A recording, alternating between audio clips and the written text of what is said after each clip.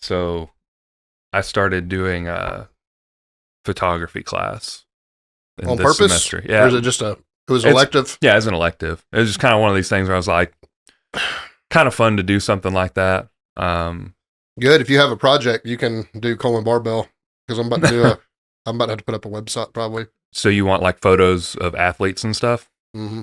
I can probably do that. Probably less of me and more of More of your people. clients. Yep. Yeah. Probably a little bit of all of it. Yeah.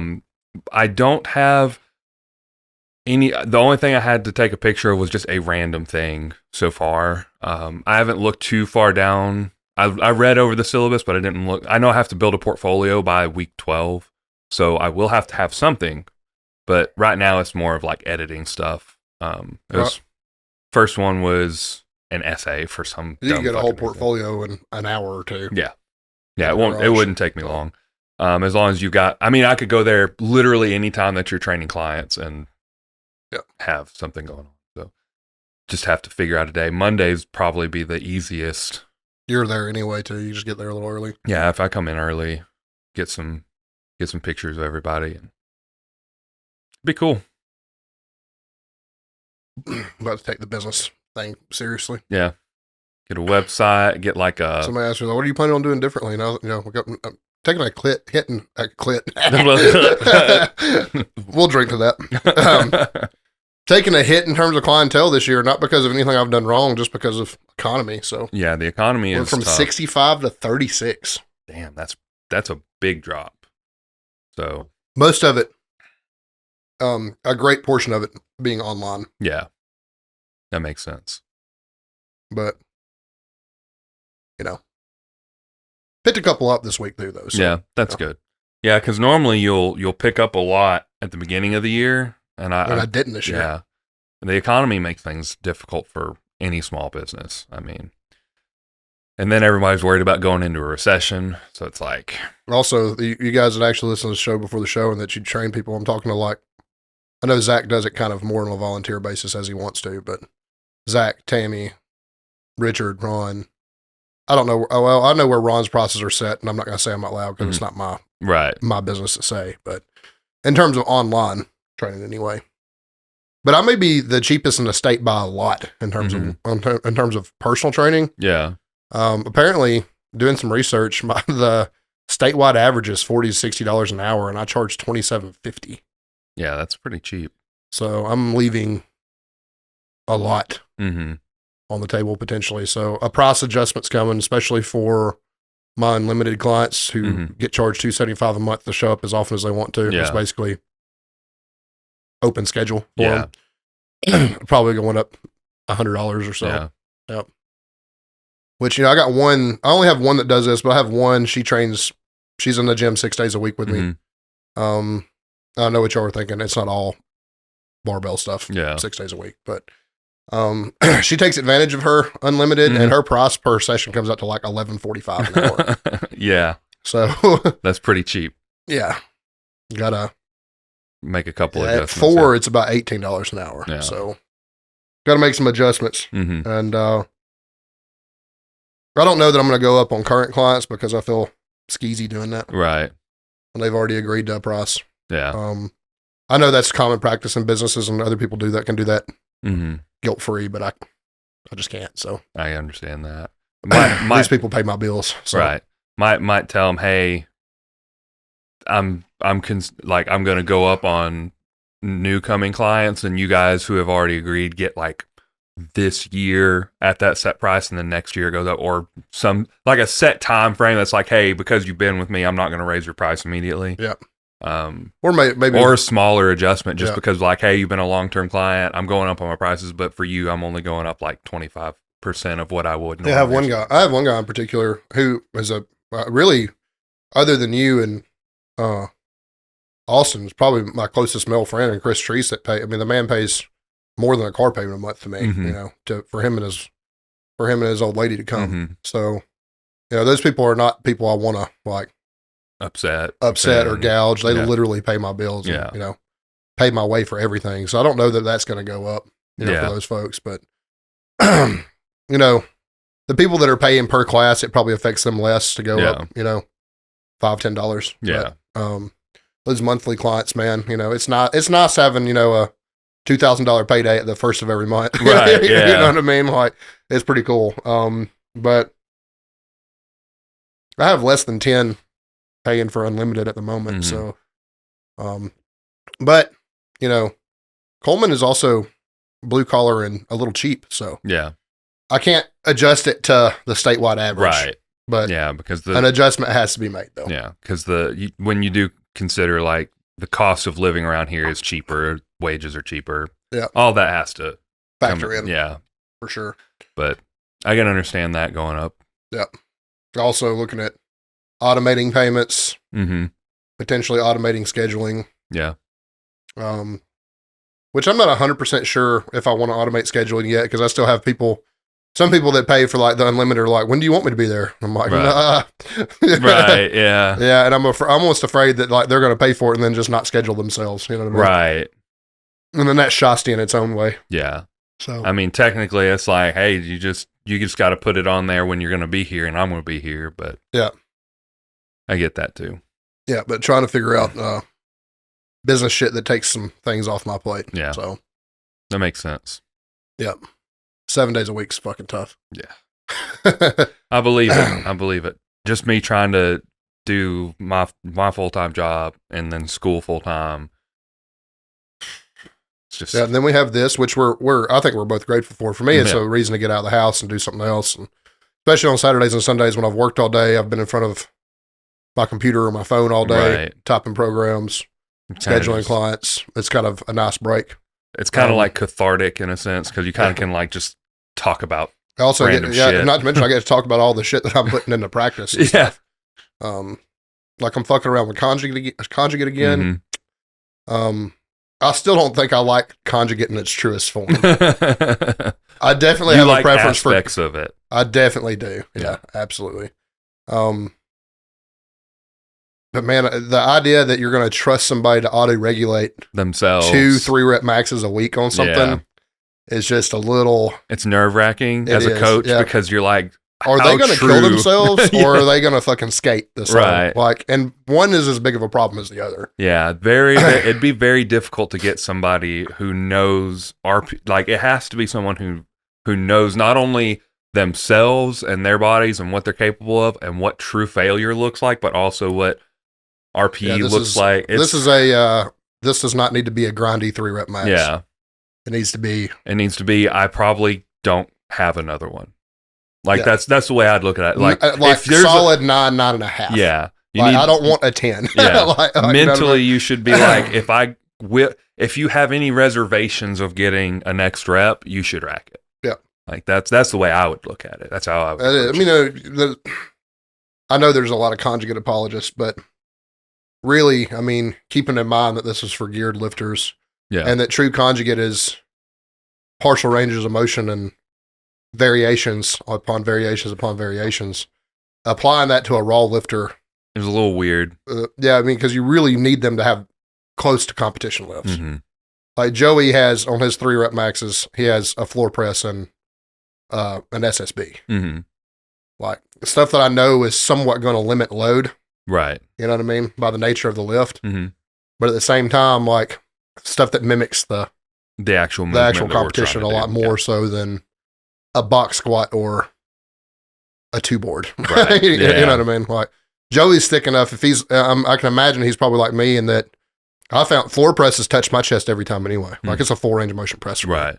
So it's not much different than a Larson other than stability is a little better. Stability is better, but I'm still stronger than a Larson. I don't know. Explain that. I'm not 100% sure why. Of course, me and Ron are addressing that in me and that I had no leg drive. So we've taken my feet out instead of direct. I was like behind my knees, on my toes. My hips being a weakness in my lower body lifts, it makes sense that they were a weakness in your bench press too. So I found myself to be much more stable.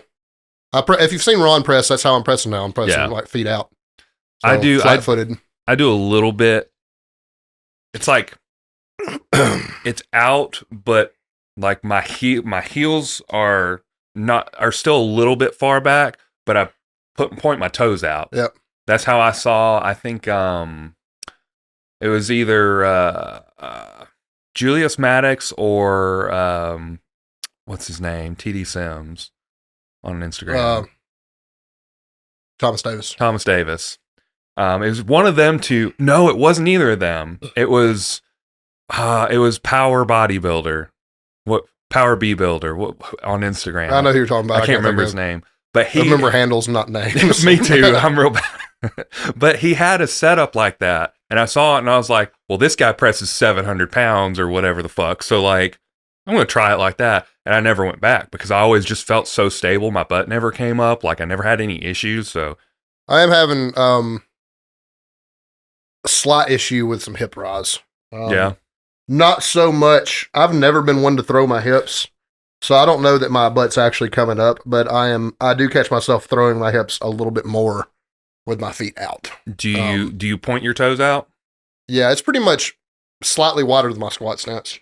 You might try like legit, like almost as far out as you can and see, not to the point where it's uncomfortable on your ankles, but just like as far as you can to get enough like glute flexion. Yep. Might be worth a shot. My rack's also hella high. We talked about that though. Yeah. Saving my elbows big time. Mm-hmm. But when my feet adjusted, it barely goes back in the rack. It barely goes back in the rack. Yeah. But now I'm accustomed to that and I'm comfortable, so I don't want to change that either. Right. So yeah, fuck it. Just playing around trying to figure out something that works. I mean I'm happy with my bench setup and I've progressed it pretty well. How's your diet going? Because you look I don't want to say thinner is the wrong word. Leaner. A power lifter. You do look leaner. Yeah. Went down. Well, I mean, you want to get into the show and talk about lifting and stuff first? Yeah, we can do that now. The show Absolutely. before the show's gone on for a good bit. We've had a lot of ranting about random shit. It's not that random. It's all pertinent for the most part. Yeah. I said clit instead of hit. Something's on your mind. Apparently. Need to get this wrapped up and get you home. It's that performance enhancement dose I started this week. Yeah, I just went up a little bit to help muscle retention because I felt like as I was getting leaner, I actually felt like I was getting smaller, like I was losing muscle, and I was like, that's not good. So yeah, I mean, muscle retention is hard in a deficit. Yeah. That's what it is. Welcome to the show, guys. It's the Sip It and Rip It podcast. I'm Zach. He's Nathan. You can find us at Coleman_Barbell, at Nathan Skedios, at Sip It and Rip It. You can listen to us on Spotify, Apple Podcasts, wherever the fuck you listen to podcasts. You can listen to us. YouTube. Any of those places. YouTube, yep. Like, comment, leave us 5 stars. Do all those good things for us. Send us or DMs. 4 stars or 3 Or stars. 2 or 1, but still hold 2. 1 in 5 is I didn't think about it. Yeah. 2 to 4 is this was a. I had some thoughts. there was some thoughts to be passed on. There was improvement that I believe could be made. Admittedly, because of our busy schedule and because we're both slightly depressed human beings anyway. I mean, we've been a little low effort lately. I mean, it is what it is, I suppose. Take your first shot, Richard. I've been working on it. I've been working on a project, some topics and stuff that we could bring some good information, but we do the best we can. Yeah. Yep. Some days are just harder than, I mean, we skipped last week and 2 weeks in a row, right? I don't think we skipped 2 weeks in a row. We did like a back-to-back, like bi-weekly. Is that what it'd be? Every other week. Yep.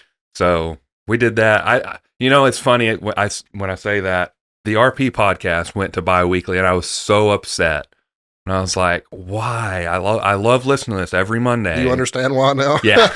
They're just too busy. They just don't have time for it. And probably the truth is the YouTube channel makes way more money than the podcast does.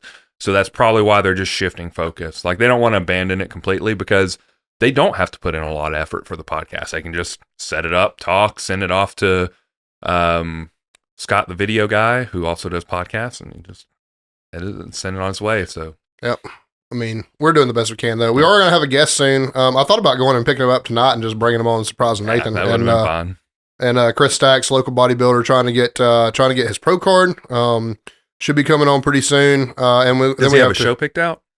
Pittsburgh in August. Damn. I don't know the exact date. Is it just a big show? Is that why he's yeah, going? and I think he's got a legitimate chance at his pro card. I'm assuming that it's in his age division. I don't know how bodybuilding works. I know he's there's classic master's guy. classes, but But I think he's got a pretty good shot at it. To be honest with you, he looks incredible. He's walking around about 250, and I think he's going to get 217, which is That's aggressive. Yeah, that's aggressive. I think he needs to move up because I mean he's our height or better. So yeah, that's hard, like, man. I'm trying to get to 220, and I'm like, God, I don't know what the biggest class is in classic. I don't know nothing about bodybuilding Right. other than they get spray tans and they flex one. show their butts off to other men. There could be a woman in the judging panel. I don't know. Could be. But no, he's worked really, really hard. I have a lot of respect for him. Looking forward to having him on. Yeah. And then our sponsors, The Butcher. Do you ever buy pork from The Butcher? I haven't yet, but I've heard it's good. You know, pork. No, wait, I take that back. I did buy pork chops from them.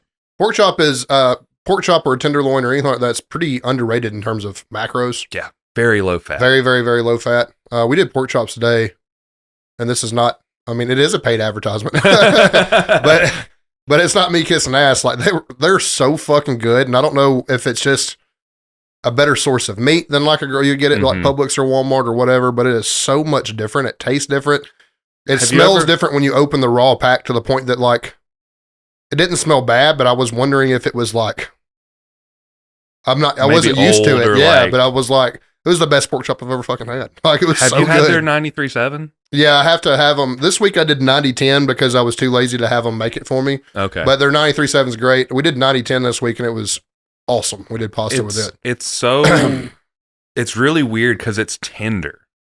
And I've never had ground beef in the with a tender consistency before. Yeah. So that's really interesting. And then I think it's a better quality meat. Oh yeah, it probably is. And then I had strips. I had some New York strips. I cooked them. This was the first time. You might be proud of me. I did a pan-seared steak for the first time ever, and I used butter and garlic. This is kind of off of my diet a little bit. I like grilled seared better still, but grilled seared. Yeah, I do the reverse sear both ways regardless. Yeah. Goes in the oven first, and that's how I did my pork chops today. Yeah. Oven and then grill for a minute aside. But Fucking it was really good. I was very happy with it. The quality of the steak was just really good. Yeah, they do a really good job. And then the other sponsor is Jam Logistics. We don't buy gasoline in bulk, so we don't get discounts from them. But they buy our liquor from time to time, and that's cool. Yep. So shout out to The Butcher and Jam Logistics. The Butcher's right here in Vinemont. Go there, buy things from them. It's fucking awesome. Justin does a good job. 31. Just off 31. You can see it real easy. It's not a whole lot of looking at it. Is it the V&W that it's just before? Yeah, it's be on the right just before you get to the big gas station in Vinemont. But yeah, incredible fucking place to shop, and I'm gonna shop there, sponsored or not, because it's that much better, and I've saved a lot of money. Yeah, I'm doing the grocery shopping right now, and on Mondays I do a trek from The Butcher to Aldi to Publix. Okay, and we've cut our grocery bill in half. Yeah, but mostly because of The Butcher and Aldi. Yeah, Aldi has some really good deals. Yeah, you do have to eat their produce fast though. Yeah. Goes bad quick. But somebody told me, I don't know if this is true, that they're overstocked for Whole Foods. So that's the reason why their dates are a little bit meh. Older. Yeah.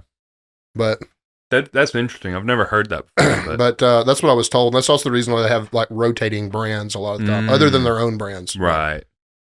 But like if you buy I buy Fairlife milk, they don't always have Fairlife. Right. So I might have to go to Publix for that or something like that. But like pretty much go The Butcher and then Aldi and then odd and ends at whatever I can't find of those two. I go to Publix for. So yeah, I think we went from spending like $400 a week in groceries down to like $250, like $275, just because I'm willing to shop around, do a little shopping. That's a pretty big fucking deal. Yeah. That's a lot of money to save. So that's really, really good. Yeah. We definitely got The Butcher to thank for that. So Butcher is awesome. Butcher's fucking awesome. Go get your meat there. Go get your fucking meat at The Butcher. I really wanted to try those hot dogs. Like they were like the 100% beef franks they had like the Snoop Dogg or something with the Philly steak on it. I love hot dogs. My favorite restaurant in Philly when I lived there was a hot dog restaurant called Hot Diggity. And they did crazy hot dogs like that. But there is nothing about a hot dog, regardless of how hard you try, that's going to fit a diet. No. Especially when you can eat a dozen at a time. All at once? Just deep throating 12 hot dogs? No, we're not getting down like that. But it's like, one is like 2 bites, it's gone. Right. You know what I mean? So if you're being conservative, 3. yeah, I mean, if it's like wildly topped like theirs was Yeah. too, like Then it could. that's maybe 2 or 3 then. But like realistically, if I'm gonna make them at home, I mean, there's like a pack for me and then a pack for the baby. And there's generally leftovers because I don't get through theirs. But Right. I can put down 6 to 8, no problem. it's a lot of hot dogs. It is. It's like one of those cheap like poverty foods that are just like They're good. fried though. bologna sandwiches the same damn way. Thin sliced bologna, like fry it to death, like 3 or 4 slices of sandwich, mayo, salt and pepper, white bread. Only thing I fucking need. Ruined it. I can't. I don't know. I love it with an egg and an American a Kraft single. That's poverty.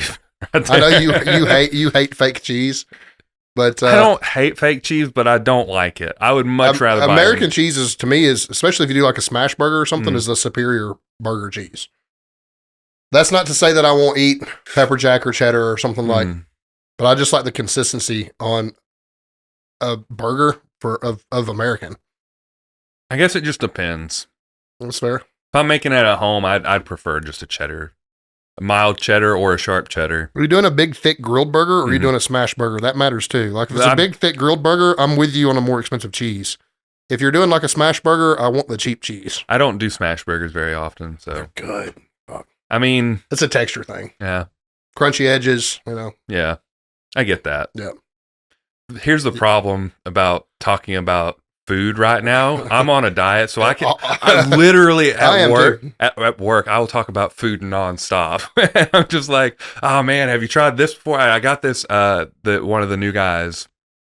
I say he's the only new guy on our team, but he had never had crumble before, and I was like, oh man, you got to go to Crumble. You got to try it. He lives in Madison, so he's like a few minutes away from one. I was like, dude, like you need to go and try it. And I told him about it, how good it was. I'm like, all right, I'll go over there one day. He buys a 4-pack. They eat them all. He ate all of them. He was like, you started 5,000 calories straight to the fucking gullet. Absolutely. He was like, you started something. And I was like, I know, but it only lasts for so long. I have a client. I mentioned her in the show before the show, but on Saturdays she'll bring me one, and when I say I'm dieting, basically what Zach's trying to do is not be a fat ass. So I'm tracking and logging, hitting my calories, hitting my protein. How I get there doesn't matter. is how I get there right now because I'm the world's worst about dieting. So I just need to be consistent. So that's my goal right now. She brings me one every other Saturday. She brought me the brownie a couple Saturdays ago. I haven't tried it, but it sounds the Oreo brownie with the cream Yeah. cheese icing. Fucking killer. Yesterday, she brought me the Fruity Pebbles sugar cookie. Ugh. It was so good. Really? It was so good. I'm I opted. I do have a little bit of buyer's remorse because she gave me the option of the Lucky Charms cookie or the Fruity Pebble. But the Fruity Pebble I like a sugar cookie though. But right. Sugar cookies are fine. I just don't do the cereal cookies. fucking awesome. It was so good. Because I talked to my coworker and he got the Fruity Pebbles one and he said he didn't like it that much. I mean, to each their own. Right. I mean, I don't think I'm turning down a cookie. That's what I'm fair here to too. tell you. The The only thing I'm weird about, and people are going to ride about this, but baked peanut butter. I don't like baked peanut butter. Yeah. It's okay if it's topped with something with peanut butter icing, something like that. But I don't want peanut butter baked into anything because it tastes like a fucking burnt clutch. And I like peanut butter as much as anybody does, but like something about baked peanut butter just is like I think off. it depends for turn me. off button. Cake, like peanut butter cake, and peanut butter brownies are significantly better than peanut butter cookies. I think it's the moisture. Here's the thing about cookies too. Part of my dislike for baked peanut butter is that most people make shitty cookies. That's true. They're fucking hard, weird. Yeah, because when I want to, kind of cooked to death already, and I like when I make like Sandy makes the pudding cookies, right? And it's not that they're the consistency of pudding. It's they get a pack of pudding in them and they stay soft after they come out of the oven. Like they can sit on your counter for 2 days and they never harden. They stay like soft and they stay soft chewy. like a crumble would, right? Yeah. That's amazing. Those fucking hockey pucks people try to pass off as cookies are like the only cookie I like that's that consistency is like an Oreo or like a cheap like Chips Ahoy. Right. But that's going in my milk and getting eaten like cereal anyway. Right. So I I eat those kind of cookies like most people eat like Cookie Crisp cereal. I mean, I don't mind a crispier cookie. It just depends on like the texture and what the flavor is. Like if you ever buy those Nestle pre-made doughs, the turtle one, Yeah. those are legit. Like Yeah, I those- could eat those all day. Most of the Nestle stuff's pretty decent. Yeah, but you know what I'm talking about with those homemade cookies. Oh, I know exactly what you're talking about. Sister so and so at the church brings a fucking 2 dozen, and like you Chocolate, could literally quote play. unquote chocolate chip You could cookies. literally play hockey with them. It's like they could be used as a murder weapon. yeah, like Either by it's like- hitting somebody with it or everybody choking rants and raves somebody. about how good they are. They're always slightly burnt on the bottom. And you're like, this sucks so bad. What are you doing? I'm also team. I know there's people that love the brownie edges. Mhm. I am team underdone brownie. See, I can want do it either. I want it a little bit underdone so it stays a little mushy, a little soft in the center. Like, and then when I do them at home, we do the brownie mix, half of it Mhm. in a pan, and then line it with an Oreo or a chocolate bar, and then the other half on top. Mm-hmm. That's legit. Yeah. That's legit. That's the way to fucking do it. That So- gives me some ideas. Sadie makes a brownie pie. Have you ever had that brownie pie? I don't know. I don't think Do you so. remember the burger night that we had after 75 Hard one time? I think so. Yeah. Sandy had made it for that. It was like, it's in a pie shell, but it's like underdone brownie and cream cheese icing. And then it gets topped with salted caramel and sea salt. I don't know if So I had it. fucking I good, feel like I dude. would have remembered that, but I don't It's think I so did. good. I remember the burgers. You did smash burgers. That was a grandiose pain in the ass without a smasher, by the way. I remember. I 'cause you were fucked up. pissed I off fucked all up the a couple of fucking spatulas like that. because you didn't have an actual like. I got one of them bitches now. We ain't Yeah. gotta worry about it no more. Yeah, smashing them with a spatulas. Not the way. That is not the way. Not at all. But yeah, We've ranted a lot. you can tell we're thinking about food. Yeah. That both of us are both food of us are deprived. dieting. Yep. What did you do in the gym this week? Nothing super exciting. I think the week before last was a deload, and then this week, just kind of like a not necessarily maintenance week, but just kind of like it's week 1. It's kind of just like getting normal, normalizing this new block. I did 10 sets of 3 on high bar squats with like 245, I think. It wasn't a lot because I was hurting. My knees were hurting real bad, and I don't know why. So I was like, well, fuck, this is pretty trash. Bench, still doing cambered bar on my secondary. Did my variation or my accessory work. Tuesday is a pump day. It's a bro day. It's shoulders and shoulders, back, and arms, I think. And primary movement is the overly strict is it clean and press? Yeah. The Dr. Mike one. I've been doing that and I really, really like it. He actually recommended doing side raises and then going and doing that, which huge shoulder pump. I can imagine that probably was I did 5 sets of side pretty raises effective. and then did 4 sets of the clean press. All my vapes are dead. That's scary. Oh, damn. So did that, and then my back and stuff, back and arms, simple stuff. Then I did sumo pulls, butt eater pulls On purpose? on purpose. I kind of just wanted to do something that I know I'm bad at to justify how weak I am, I think. So I'm doing sumo for a little while. I talked to Joe not as far as like technique or anything, but just as far as like what I can do to kind of like push harder during the cut. And his big thing was to limit barbell work. So I'm probably going to be barbell twice a week. Well, it'll still be 3 times a week because I'll be pressing on Fridays. But it'll be like Monday squat and bench secondary, and then no barbell, and then deadlift and accessories, and then primary bench and then accessories. But it's going to be a lot more restricted. And then when I go when I finally hit 230 and I do maintenance for a little while, stay on barbell. But then when I cut from 230 to 220, I probably won't do any barbell at all. And I'm going to just try and focus on getting as much out of accessory work as I can. And that's one of the things he recommended, just because it's so taxing to do barbell work when you're cutting that it becomes challenging to get anything else done. And that's what I was feeling, because that fatigue just hits so fast, so hard. And I don't feel like doing like a plate or two is getting me anywhere, if that makes sense. So if I can limit that for hopefully only 4 to 6 weeks, I'm thinking that's all it's going to take for me to get from the 230 to the 220. If I can limit that for that period of time, and then when I go on maintenance, come back to barbell. Another thing that hopefully is going to happen is I will be desensitized to barbell training. When I come back to it, I will suck a little more at first, but I will get the newbie gains again. Yep.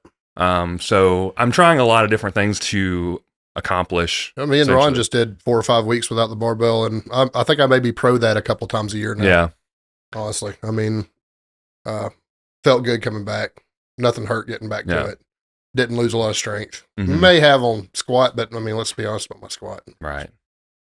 Yeah. We suck at squatting. Yeah, I mean, that's just the way squatters. it is. Although we're trying to make that better too. Yeah. But yeah, I mean that makes sense to me. It tracks. I mean, good personal experience now, some practical experience helps, but it also kind of reignites a flame a little bit. Yeah. You'll miss it. Mm-hmm. Exactly. 4 to 6 weeks time, you'll be like, damn, I really want to get under a barbell again.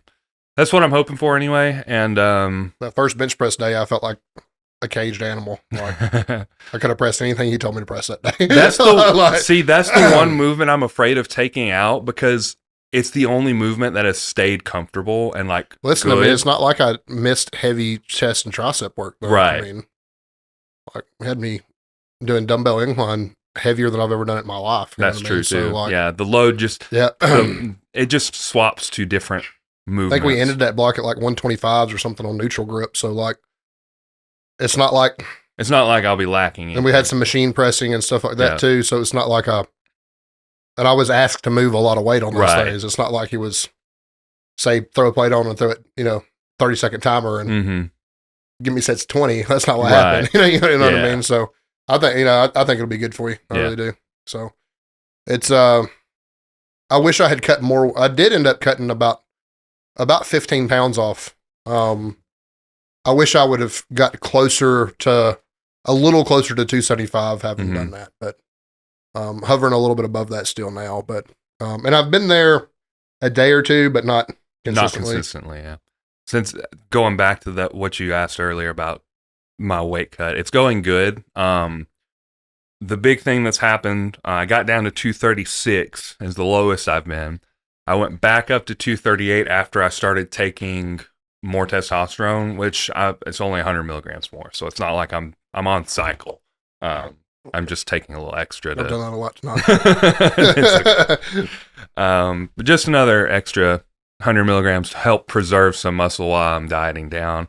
And I put on 2 pounds and it's stuck around. So I'm hoping that that's just some fullness in my muscles, because as I was leaving on Friday, I was getting changed and I caught my glimpse of myself in the mirror. I was like, oh shit, I'm starting to look a little more like when I was with Joe. So I think things are going in the right direction, even if not necessarily from a weight standpoint, but from a physique standpoint, composition standpoint, things are looking better.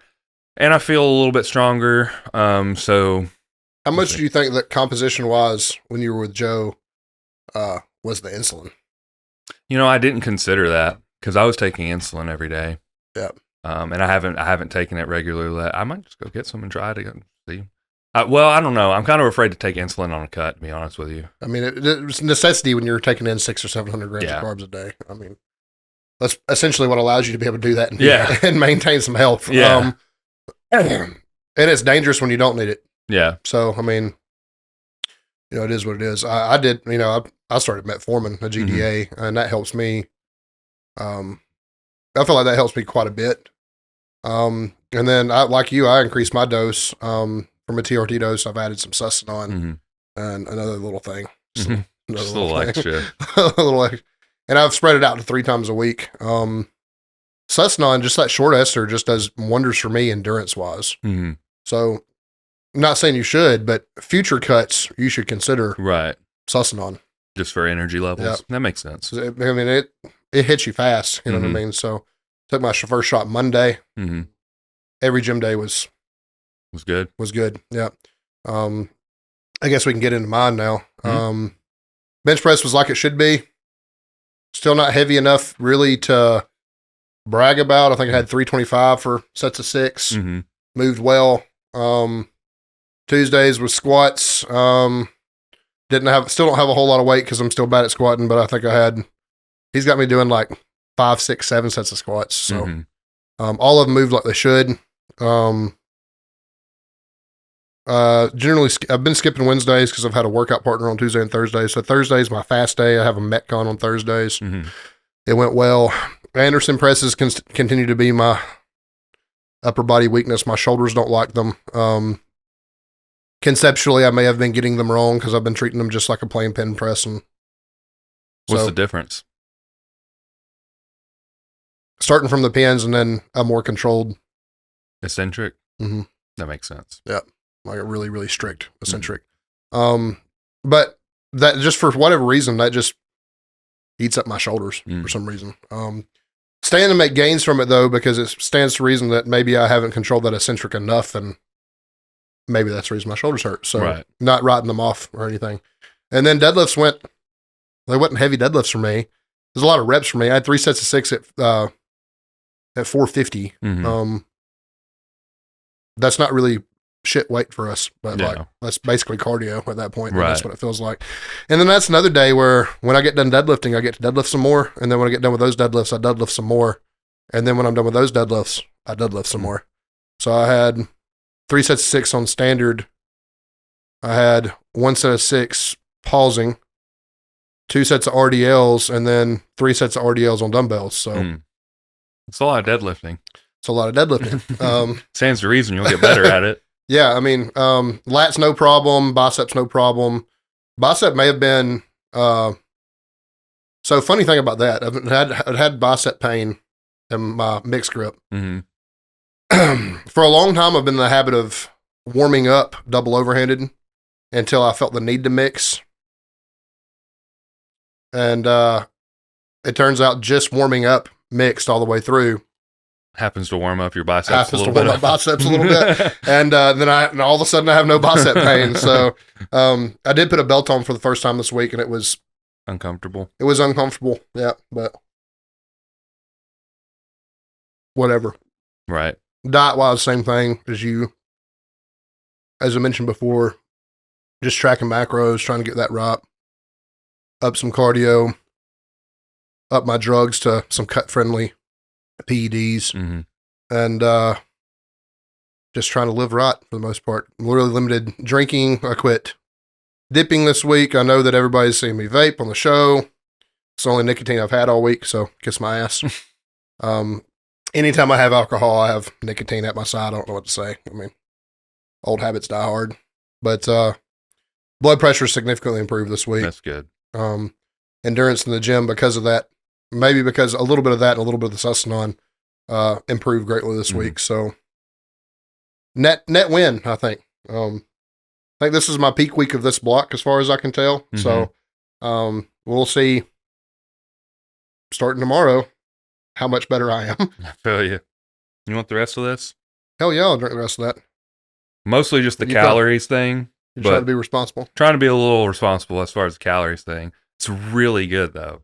We didn't talk about the drink, but we have No, really fucking simple. It's blackberry moonshine and 0 sugar Dr. Pepper.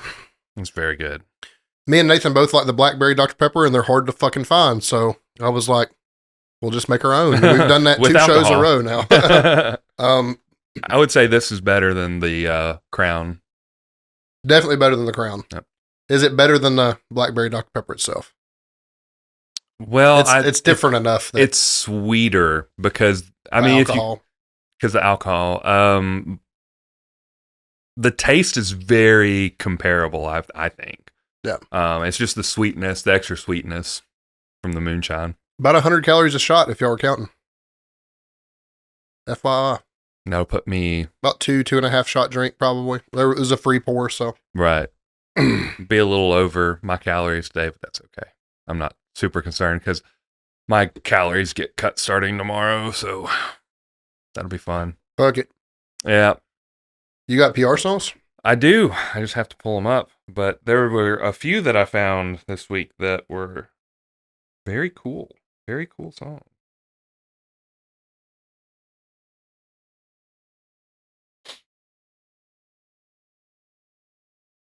So this may already be on the podcast because Aborted gets put on the podcast like every week. But Malevolent Haze by Aborted, I will stand by this statement. I think they are the greatest of all time when it comes to outros. Like the way they end songs is always just 100% perfect. I'll go one step further, and there are people who are going to fight me on this, but I'm a huge Cannibal Corpse fan. Mhm. Like, Cannibal Corpse super fan. Like, for real. I love Cannibal Corpse. Aborted, in terms of quality of music, in terms of the production of their records, actually being able to hear what's going on. So many other things in the realm of death metal that you don't always get in other good death metal bands. Quality of music, quality of the recording, content, the whole nine. They're the best death metal band ever. I think they might be, honestly. I really think they are. I struggle to think of a band that I listen to as far as just like strict death metal that I enjoy more. Especially that album. I think the album is Malevolent Haze. I think that's the name of the album. It's just so good. Like cover to cover. Just hell, I think they're like insane. 15 albums deep too. They've been Are doing it they? a while. I didn't know they've been around that Yeah, long. they've got a lot. They're killing it though, man. I'd like to see them live. I bet it'd be sick. A really fucking good band. Yeah, really good band. Can't argue with that. So weird thing. I don't know if anybody noticed my deadlift video yesterday, but I took one out of Nathan does this a lot. Listens to movie and anime and comic book music and shit all the time in the gym. But it still pumps me up because I remember going to see this movie when I was 4 or 5 years old, but the Mortal Kombat theme song Hell yeah. from the movie by the Immortals, and it's fucking awesome. Yeah. So that's my first entry. That's dope. I'm gonna go with kind of like the most recent hype in WWE right now. But Zero Miedo, it's the Penta's theme song. It's really fucking good, and it reminds me of like early 2000s, late 90s, like wrestling themes, just like where it was just mean and like, I don't know. It's just really good. It's heavy. It's I'm with you. aggressive. One thing that really caught me off guard, because I mean I watch WWE usually every week, and I've seen him wrestle, so I've heard his theme song and stuff, and it's really good. But live, you can't really hear it. But on like Spotify in my headphones, there's a double bass that kicks, and it's so unique, but like strong and like thick sounding. Like, It makes you want to run through a wall. yeah. When I heard it the first time, I was like, holy shit, how have I never heard this before? It's probably just it's too deep to cut through all the noise of like the crowd and pyro and everything going on. But in your headphones, I'm like, damn, this is badass, dude. Like, it was really good. So I'm going to go with another theme. And it's going to lead to some nerddom that I'm going to rant on. I don't really give a fuck what anybody thinks about it. Is Alan Silvestri's Predator theme song from the original movie from the 80s. It's bad as fuck. What started this is I started out lifting yesterday to the Star Wars soundtrack. Okay. Like the OG Star Wars? Well, like it was a hodgepodge of all 9 episodes for the most part.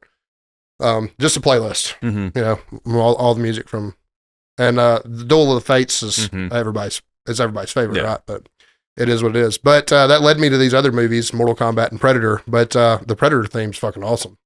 But my bit of nerddom here is I didn't know Alan Silvestri is the composer for all of the Marvel universe. Really? Yeah, I did not know that. Specifically all the Avengers movies. Okay. So the guy's really fucking good, and But it led me down this rabbit hole of like Hans Zimmer and Mm-hmm. Sylvester and John Williams, of course, and the Indiana Jones theme soundtrack's fucking good too. It is good. Everything John Williams is fucking good. Everything Hans Zimmer is good, and everything Trent Reznor from Nine Inch Nails does is fucking good. But they're all big movie composers. But yeah, I didn't know the guy's name, but I've heard him all my whole life. Alan Silvestri's Predator theme's fucking killer. I don't know who did another one that came up that everybody knows. That's also super badass. Is it's Brad Fiedel. I thought it was John Williams, but is the Terminator 2 Judgment Day theme, which is also fucking killer. So, but yeah, you're a little bit of nerddom for the day. Usually it's me bringing all the nerd shit. So I brought a lot of nerd shit. I was like, oh, well, I wanted something different, so let's figure out, see if I really like listening to theme music or not. Honestly, in the gym, it is like, it's kind of badass. It pumps you up, like, especially. I feel like, and most people with their specific PR songs, I think, agree with this.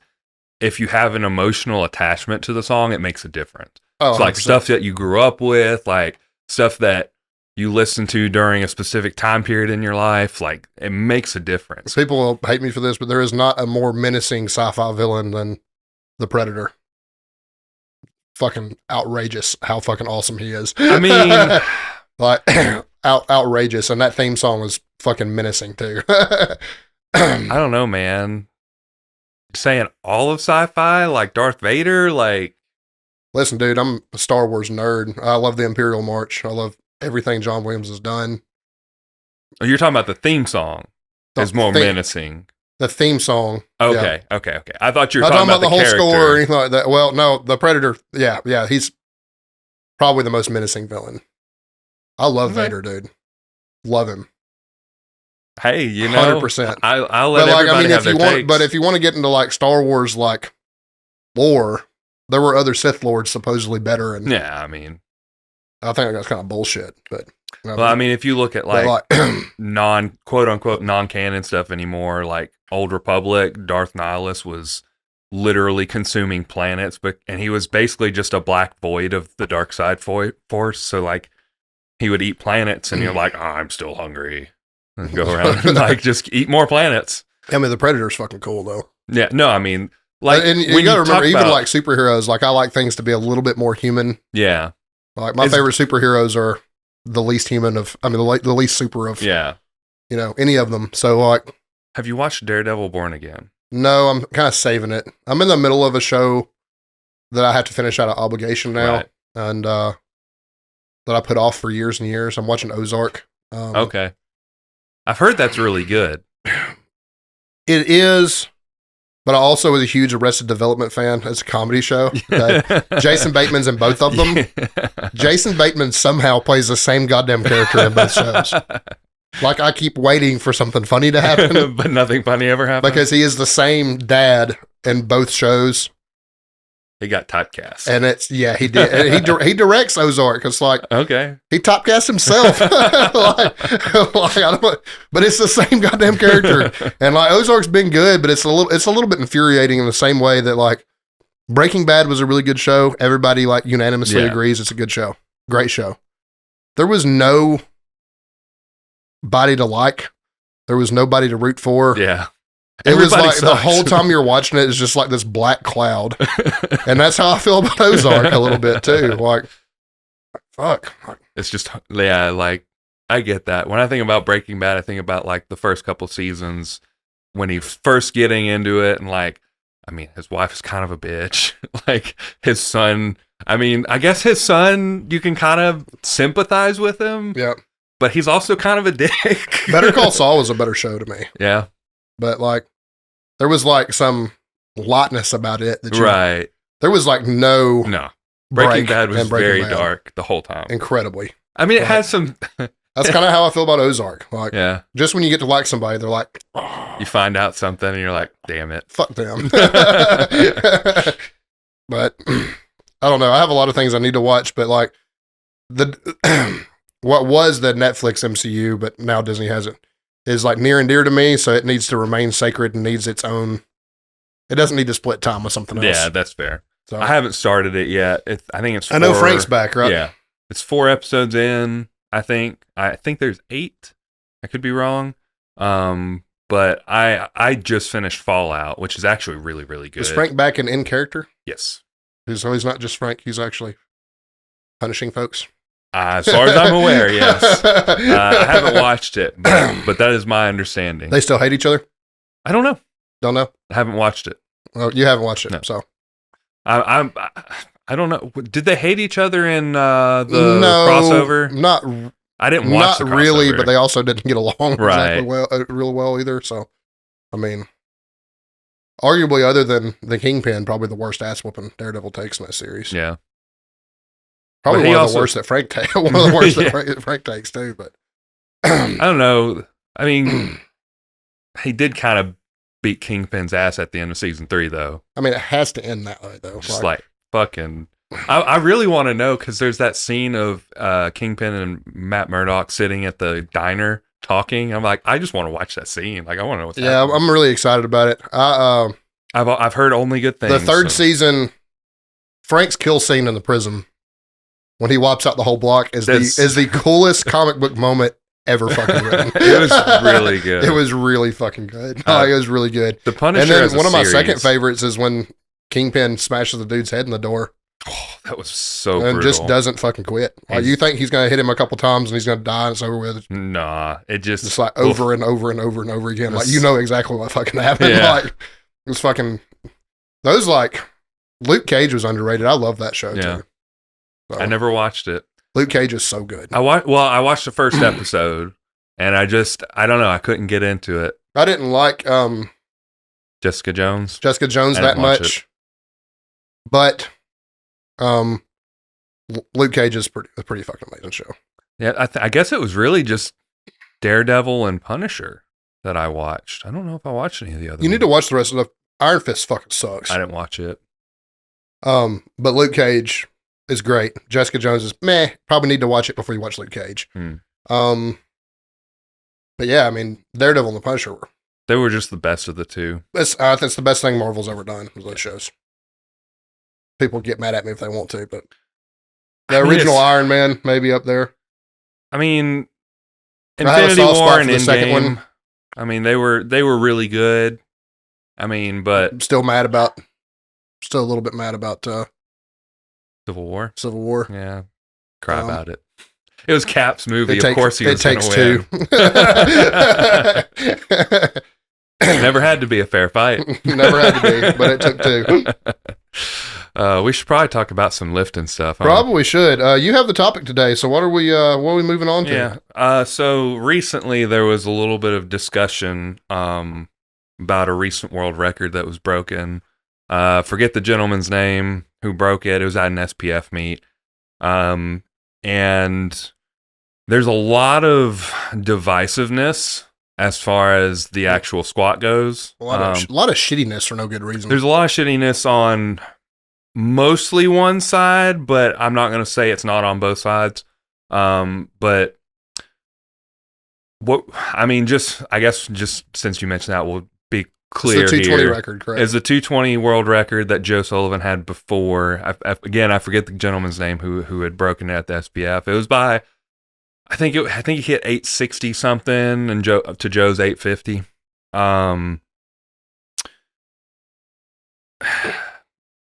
Some people would say, and I've talked to people who said, well, it looked like a good squat to me from the angle that I got, and a lot of other people have. I mean, and at least you in get my that circle, the problem is you get that pseudo front angle mm-hmm. where I feel like with an experienced eye that has to judge athletes and train athletes, it was a high squat. Yeah.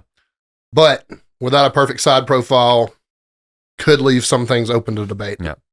So that kind of led to some discussion. Now, there was a lot of people on this other lifter side who actively just were shit talking Joe for absolutely no reason.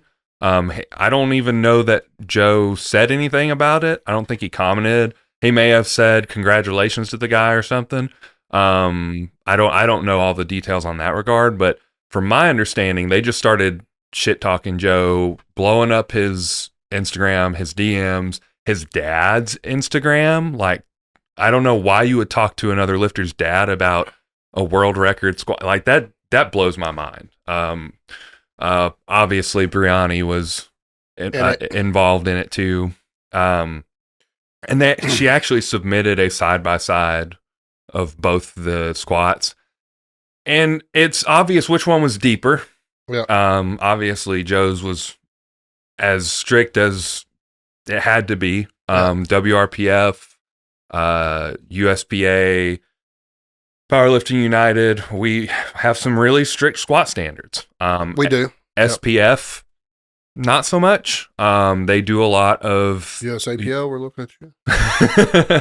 Well, I wasn't going to mention it, but I mean, but specifically because it took place in the SPF, they do a lot of equipped lifting, and it's just different when you have a suit and you're raw.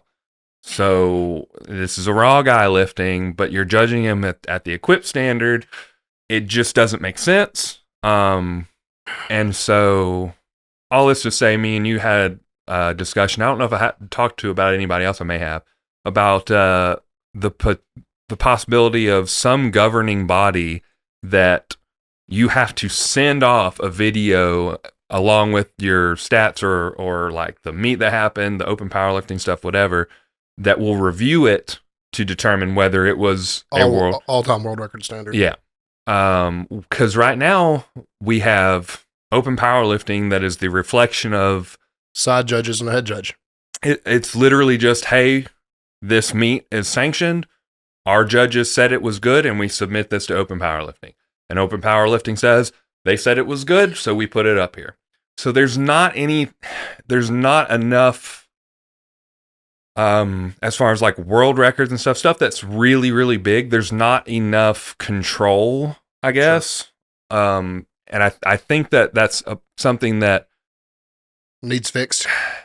I mean, there needs to be something, right? Sure. Because if all we're doing is say, well, on open powerlifting it says this, but the standard is not the same on both squats, there needs to be some sort of accountability somewhere that we have to ensure that everybody is competing at the same standard. Because when you have different federations submitting different things and there's different standards and everything. They have the standard, quote unquote, but you can clearly see which one is meeting it and which one isn't. Right. Well, all this to say, I should have prefaced this. No disrespect to the lifter that broke the record. First of all, absolutely he did the lift the way he was being judged, and the judges gave it to him. So any discerning coach will tell you this: you are either the benefactor or the victim of what people see on the platform. Mm-hmm. You're also either the benefactor or victim of your own training mm-hmm. and your coach's own standards when they're getting you ready for these things. Mm-hmm. It's not the lifter's fault necessarily that a high squat passed. Mm-hmm. Well, I would say it's not at all. Like, just because he trains a high squat, I mean... Well, we don't know what his training and stuff looks like.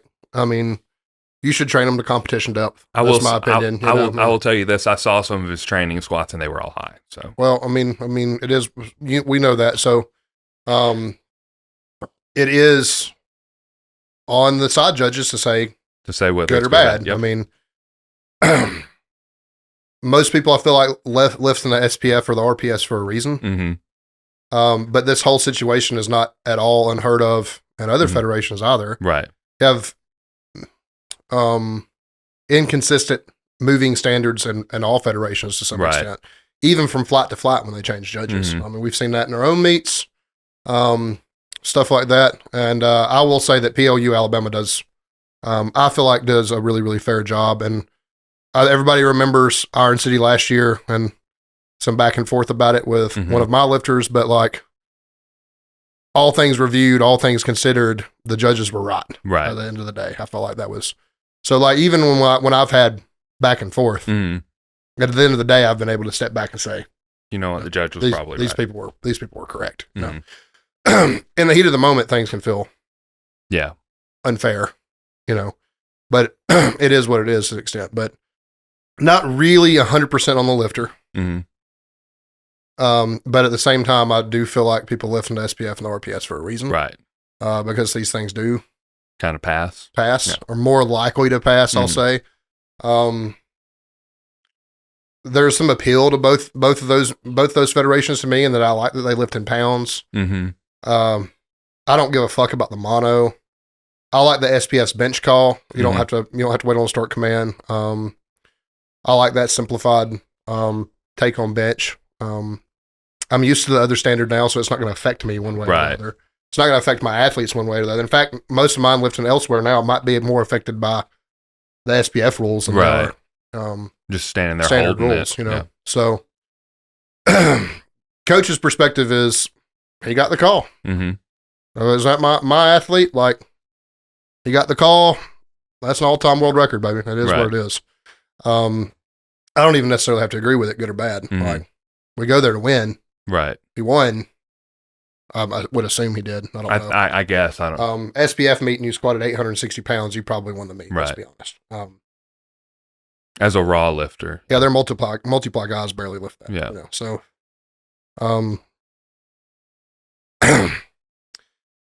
I don't know.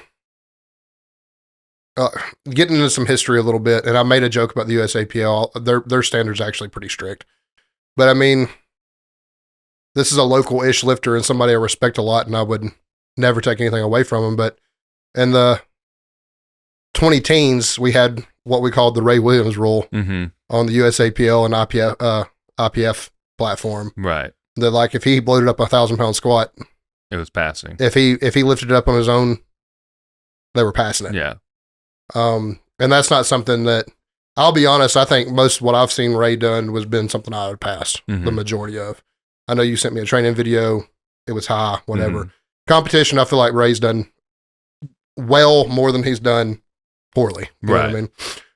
But it's not, say this, it's not unheard of to have this moving standard at the top level. So, and again, you're either the victim of the standard or you're the benefactor of the standard, and this guy happened to be the benefactor that day. Don't really hold it against him.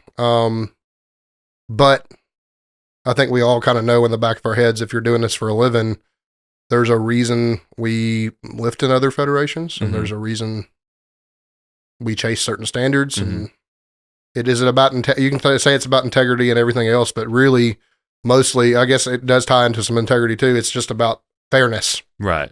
Most of the time an SPF squat wouldn't affect, like literally 1,000,000 times out of 1,000,000. This doesn't affect the world of powerlifting. Right.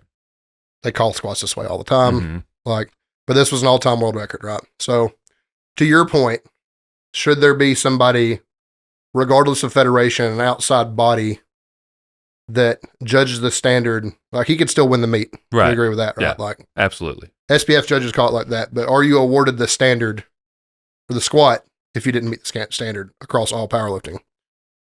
Maybe there should be. We talked about options for that. Meet directors paying open powerlifting. A small fee for every meet to have these things submitted. We talked about potentially advertising. Yeah. And this is specifically so that open powerlifting can hire somebody to review these and determine whether or not it goes mostly into I would feel like this wouldn't be open powerlifting. It would be open powerlifting hiring a third party. Okay. Is the way I would view it. Well, then you look at it as, you know, if you're not doing it specifically with open powerlifting, how are we Guinness certifies strongman records. Right. So maybe something like that. It could be not necessarily Guinness World Record, but it could be something else that you have to submit it to get it certified or whatever. But if it's open powerlifting doing it, then there has to be a different section for it, right? Well, it could be total, like all time, but then it's all time world record because there would have to be two different. Yeah, there would have to be a distinction. Yeah. Well, see, another problem with it not being third party and it just being open powerlifting is then what something we talked about in the past. Then open powerlifting becomes the federation. Right. You know, if it's left up to them, we're all competing with ourselves and with each other on open powerlifting. Yeah. Like, I'm just going to say fuck the federations. Like, there's a reason we all, but I realize that, but like, if the open powerlifting ultimately has the final say. Right. As to whether this is an all-time world record or not, than they are de facto. Right. Like, well, I guess what I mean is like internally inside of the meet, nothing is really affected. Your stats on open powerlifting all stay the same, but you have to submit, hey, this was an all-time world record. You have to submit video, and so if you don't pass, it's just called an unofficial. Basically, yeah. I mean, that's still the same mindset I think I have. Like, it doesn't affect the meet day. You're not standing around waiting on somebody to certify it. Yeah. Before you call it. Everything. The meet runs the same. Yeah, everything is held. If your 860-pound squat is higher than giraffe pussy and they pass it, congrats. You still won the meet. Still won the meet. Good job. But then it has to be reviewed to determine whether it's actually. That's interesting, and I'll tell you why. Exactly why it's not going to happen. Is exactly what I mentioned with SPF and RPS before. There's a reason people choose their federations, for better or worse. And they're not going to, nobody in those federations are going to tolerate somebody outside that federation calling it good or bad. I mean, and that's they may not have a choice in the matter, but like, right. You know, what ultimately is going to happen is if you think shit talk toward the man's bad now, let another third party body say that it wasn't good enough and that Joe still holds the record. Like, I know how sports work. Like, man, we live in a state where Auburn fans don't do this, but Alabama fans do. They kill each other for not being mad enough over the outcome of an Iron Bowl. Right. Like, you know, I know how sports work, and I know how crazy sports fans are. It's insane. Right. And I realize this isn't college football, and it doesn't mean quite the same to people outside, but it does to people inside. Like, I mean, this is they are ridiculing and pretty much pointing this guy out over a record that their team broke, not a record that their team lost. Joe's people would never do this. Right. Joe's people, I don't think his camp would say anything other than congratulations, which I think, don't know for sure, is all that happened until things progressed. Things were escalated. Yeah. But imagine, what's this guy's camp going to do now when somebody squats 870 and it's certified by this new body and throws his, to the wayside? Like, those people are already acting a fool in a win. They're sore winners. What the fuck are they going to think? What are you going to think they're going to happen when they lose? I mean, true, but also, I don't really think anything physical is going to happen because you're talking about people that live states away from each other, and but the level of immaturity that you're seeing in a win. Yeah, I guess. But if this is just like something that is agreed upon across all federations, because that's what it'd have to be. I had actually thought of the idea of every having one individual judge across all federations that would be involved, all review it, and it has to be a 2-to-1 vote or whatever. It has to be a majority vote to pass it. You're talking about more manpower at every meet that's already after the fact. Everything is after. Everything I'm talking about would always be after the fact. This would never happen in the moment on the day. It goes back to how's Open Powerlifting going to pay for it, whether it's their own employees or third party. And are these other federations going to get on board? Right. And that's because what they could say is SPF or RPS, somebody like that could say, well, we're going to continue competing, but we think this is a bullshit idea. So we're not doing that. And we're going to make, this claim anyway because they can more. Right. And they can make that claim. But it lends itself to credibility at that point. We're like you said before, we're all competing against each other in open powerlifting. This is a way to unify all of the federations in open powerlifting, right? Let me say this too. This isn't unique to powerlifting either.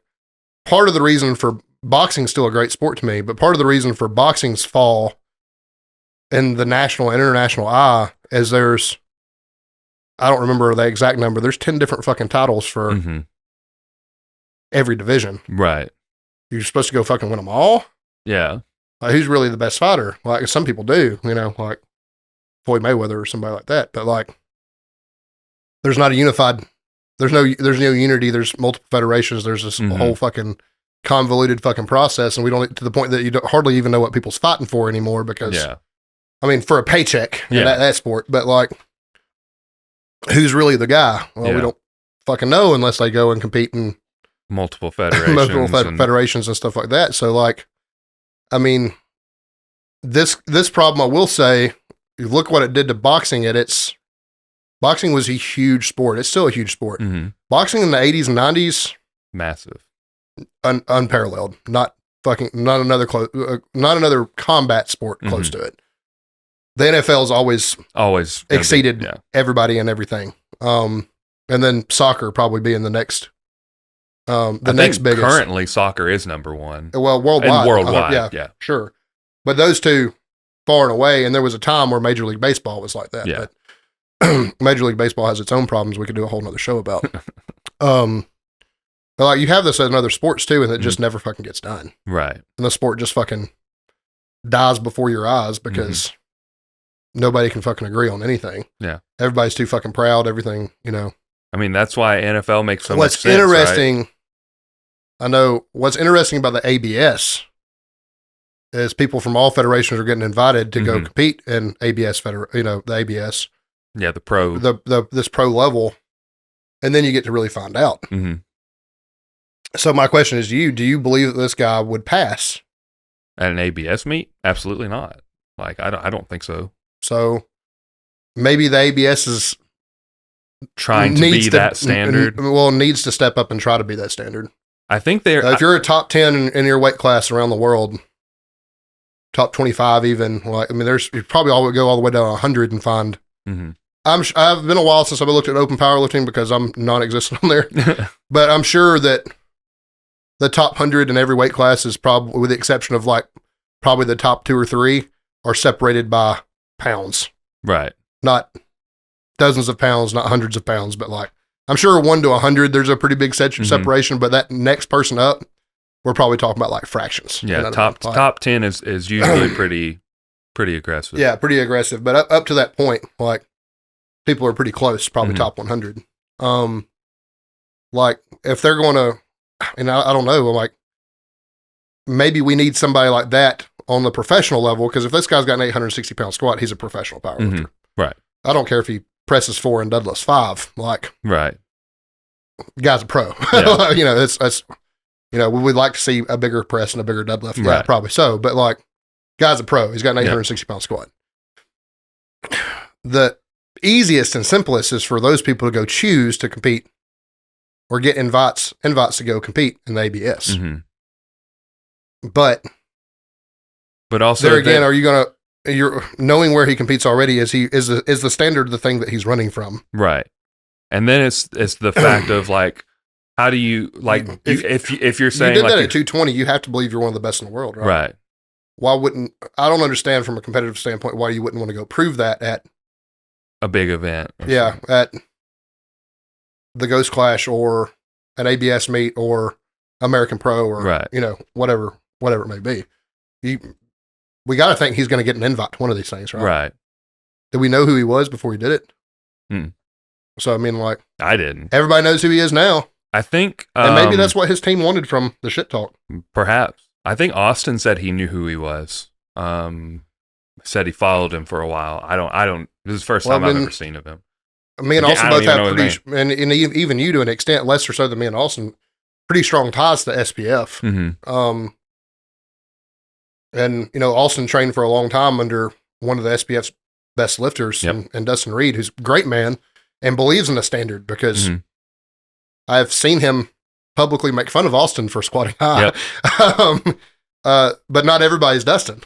Not everybody's Marsteller. I know, that's somebody that you have a soft spot for. But it's largely a multiply federation, and the judging is wildly different.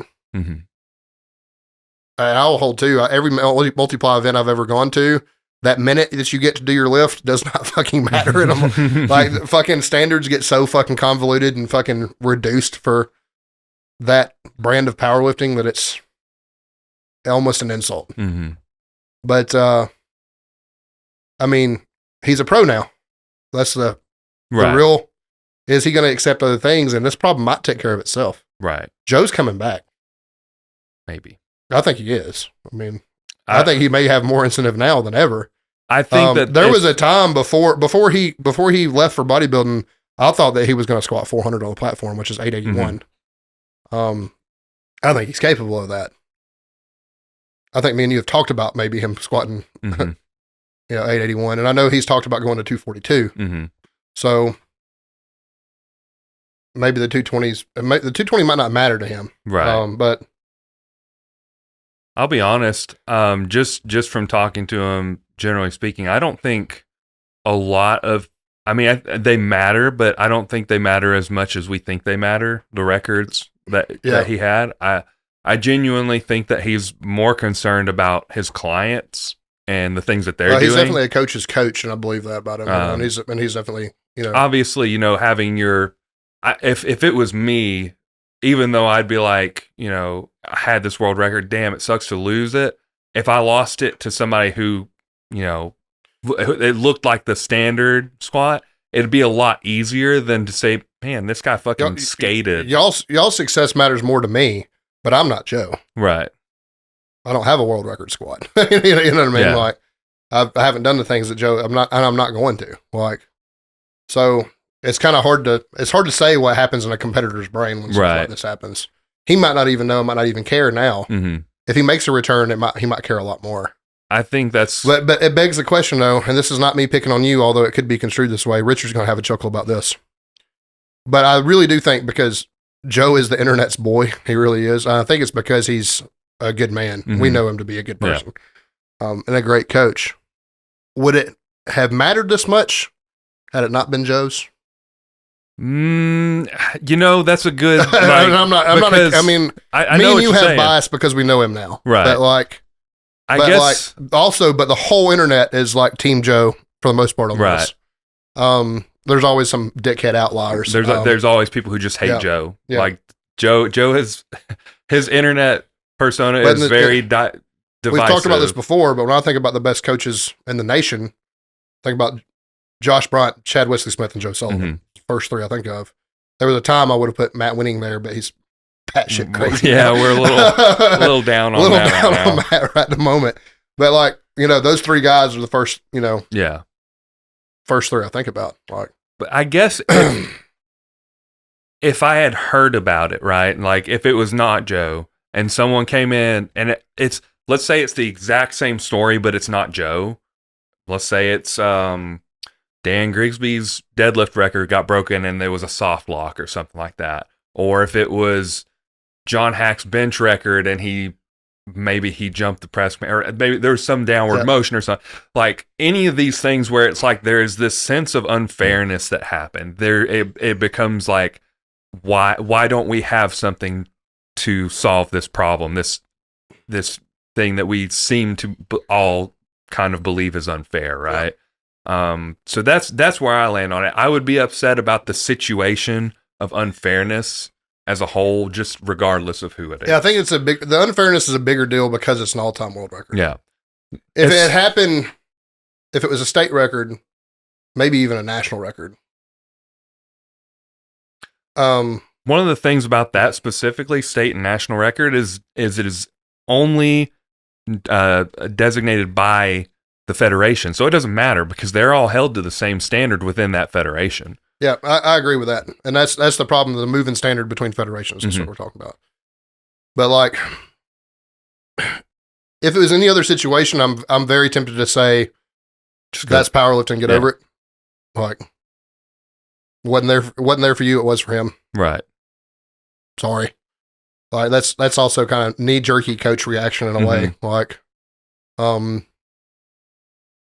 but me and you have been to SPF meets where depth was called pretty fair. Yeah. We've been to them when we've also been to them where they were called fair until they weren't. And then they were called fair again. Yeah. Which is seemingly more unfair. Yeah. There was a person in particular who was, I wouldn't say disabled, but maybe a little shorter in stature than the rest of us, who did not have the same squat standard as the rest of our competitors. Yeah.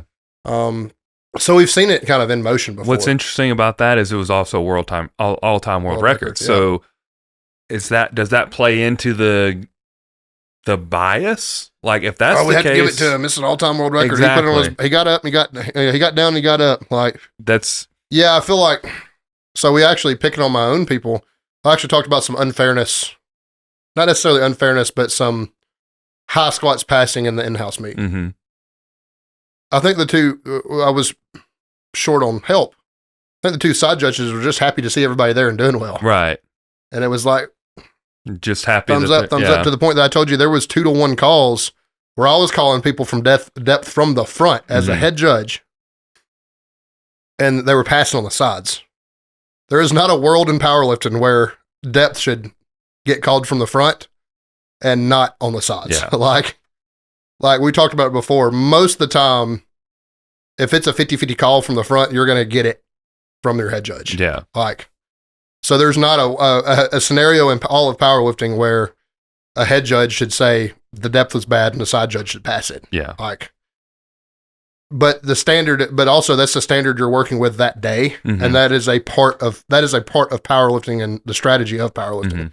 People want to make this sport checkers and not chess, but in reality, a lot of times it is, and sometimes you have to call your day based on what you're given. Right. I mean, in a big time meet, if I feel like they're calling squat records high, and I know Austin can squat 800 pounds squatting it high, Austin's going to go squat 800 pounds high. Yeah. I mean, we're not going to get that in the PLU, Mm-hmm. in my opinion. But you do have to read the room, read your judges, get an idea of how they're calling the meet. Right. And that's not Joe's fault. He's not there and he doesn't compete in the SPF. Mhm. But there's a part of me that just wants to say, that's powerlifting. Yeah. I can suck it up. The all-time world record thing makes it, A little different. it makes it feel like the call was gratuitous, Mm-hmm. which goes back to that trend that I don't necessarily agree with about Ray Williams. And the Ray Williams rule, he squatted 1,000 pounds, we're passing it. Mhm. I get what you're saying, yeah. And it just kind of makes... There's also, and in fairness to Ray, I really do believe that his competition squats are to depth. Mm-hmm. I mean, I do.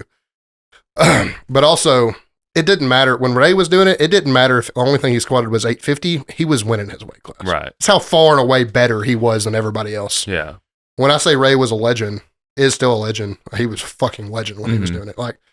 He could have hit his openers. He was fucking winning. Right. That's the only thing he fucking hit. So, I mean, it doesn't take away the fairness aspect of it, but in reality, this guy just out-totaled the next best by 300. It doesn't. Mm-hmm. And not that... It really doesn't matter. Yeah. You know what I mean? They're not necessarily talking about this in this situation, Right. but I don't know. Them's the breaks, I guess. You know what I mean? So let me ask you this: if we did have this governing body that came up, how would that make you feel? Would you be like? I think I think on the surface, until you get to talk about external politics between federations, Mhm. on the surface, it sounds like a really fucking good idea. Everything else we do, if you break a record for pull-ups, running, whatever it may be, there's a governing body that says this is a world record or not. A lot of the times in strongman, it's Guinness. Mm-hmm. You got odd and end records. The Guinness does all the goofy shit that people tune in for. Yeah. But I mean, the federations themselves obviously can determine if it's their own world record, not in all time, stuff like that. But I think on the surface, it's a really, really good idea. But when you talk about actually putting the logistics of it, are those federations going to participate in third-party standard judging? If it's not third-party and Open Powerlifting is going to sell ads and take money from meet directors to get these things certified, then it begs the question, why do we have federations that aren't just called Open Powerlifting Federation? You know what I mean? So, I mean, I think logistically, I think it just gets really fucking slippery, and there's just no, unless it's done on a massive stage, like you see the Arnold Strongman Classic, World's Strongest Man. Powerlifting's probably never going to be that large. I think the best chance we have is the ABS just inviting these people and letting them get fucking smoked by a different standard. And then it's on the athlete to accept that invitation. Right. But money talks and bullshit walks, right? Like these guys are getting fucking paid to be at these ABS meets. Mm-hmm. So, like, I mean, there has to be, as a competitor, like this guy has to be thinking all this shit talk now. Okay. This happened mostly because of his camp, but he's had some shit talk back to him now that rightfully they probably deserved because they did start it. But is there not, like, if you're a really good competitor, is there's not this a little bit of drive that says, I have to go do it again. I have to go like fucking prove it. Like I think about Apollo Creed in the second movie. Mm-hmm. You know what I mean? Talking about I beat him, but I didn't beat him. You know, right. you know what I mean? Like there has to be some type of like, if you have any fucking nuts hanging at all, and maybe not because of PED use, I can attest to that. But if you have any fucking testicular fortitude at all, it has to be in your back of your head as a competitor. I guess I have to go do this again. I have to do it better, and I have to do it more. I guess that you would think that, right? But going back to what you said earlier, if you are specifically choosing SPF and RPS to skate by your squat so you don't have to squat to depth, are you just going to be like, no, I'm not going to go to these. I'm going to have all-time world records at the SPF and the RPS. I mean, like I said, the money talks, though. Right. Like, you're not ever going to... We went and competed in the best the SPF has in Knoxville. Yeah. Okay. We went and did their world championships. That amount of money was never on the fucking table. Right. Honestly, arguably, Austin should have got paid, and it went to some multiply lifter for God knows what fucking reason. But Austin should have won like $2,500 that weekend or whatever the fucking number was. Didn't go to him because he wasn't in his... He didn't look like Neoprene Man when he got on the platform. But for whatever reason, he didn't get that. But like, there's a big difference between the money they pay and the money you could get paid in the SPF. Right. So not only is there a pride factor, there's also I could go get paid factor. You know what I mean? And I guess but the way it shakes out there, though, is you got to go win on dots. And likelihood of him winning on dots and ABS meets probably pretty goddamn slim. Well, I think ABS is total. Just total only? I think it's total only. That's one of the interesting things that I'm pretty sure that they said the ABS. Well, you know, just the fact that he's a 220 puts him at a great disadvantage in that. Man. I mean, so. Well, we say that, but Colton has a 275 is out totaling everybody. So South African, by the way, we were talking about where he's from. South Africa. Yeah. Wouldn't have thought. But I mean, they have British accents. It was British colony back in the day. So that makes more sense because I thought he was British. Yeah. But English of some sort, but yeah. But yeah, I mean, it's all 275 is still not a lot it's weight not, class. No, you know no, what I mean? That's the thing. Like, and you know, we talk about this, like we talk about all the time about looking athletic in your weight class and stuff. He looks like very athletic. 275, if you have the height and then you have the build on top of it, is honestly maybe the perfect powerlifter build. Like, I mean, you look at Larry Wheels, he was probably his most competitive at 275. Now, I can't believe that Larry's never included in, I know Larry's a shitbag sometimes, but like, can't believe he's never included in greatest of all time conversations just because he did it in 220, 242, 275, and 308. Yeah. 4 weight classes. I thought it was 3. And then broke Lillibridge's as a very light 308. And he weighed 286 when he beat up on Lillibridge. So like, that's neither here or there. But like, the American Pros dots though, right? Yeah. So like, you have these big money meets, you could get the invitation. You could go say, hey, not only am I going to do it to your standard, but I'm going to go squat 881. Like, I would like to think there's some competitive fire that says I have to go prove these fucking people wrong now. Like, I would hope so. I would hope there would be something that would. How much pride gets in your way if you're not willing to go get better at your sport to prove people wrong? Like, I mean, that's like, no nuts. I thought that's why we were here. You know what I mean? Like some of our goals are simpler. Some of us just want to be the strongest person on the sideline when their daughter's cheering. You know what I mean? Like, but still, it remains the same. Like, we're all here for I thought we were all here for that reason, right. Like some competitive fire, like with ourselves or somebody else or whatever it may be. So like, as a competitor, I just don't understand why you don't read this, see this, and say, accept it, accept where you are, and say, I'm going to fix it, and I'm going to do it better. I guess arrogant would be my first Extreme thing. amount of arrogance and extreme amount of pride. Mm-hmm. Just turn down more money, unwilling. to turn down, go into another federation to prove that you're actually better. Yeah. That's the only thing left for either one of them. Right. Because what we're talking about legitimately is not going to happen. Most likely not. I think the only thing as far as like, and I guess it's one of those things where how can you even call it officially a world record? Because it's just an open powerlifting database that you're looking at. Like because there is no governing body to say this is a world record. It could be a world record in your backyard. Yeah, I mean, you see people all the time in training, unofficial world record. Yep. Like, so what today? That's great. Still got to do it on the platform. So that's the thing. What makes it official? It was at a sanctioned meet, so that makes it official. But just because that's a sanctioned meet, obviously we see it doesn't necessarily mean it's the same standard every meet. So that's where it gets to all this gray area stuff of like, what is an official world record in powerlifting?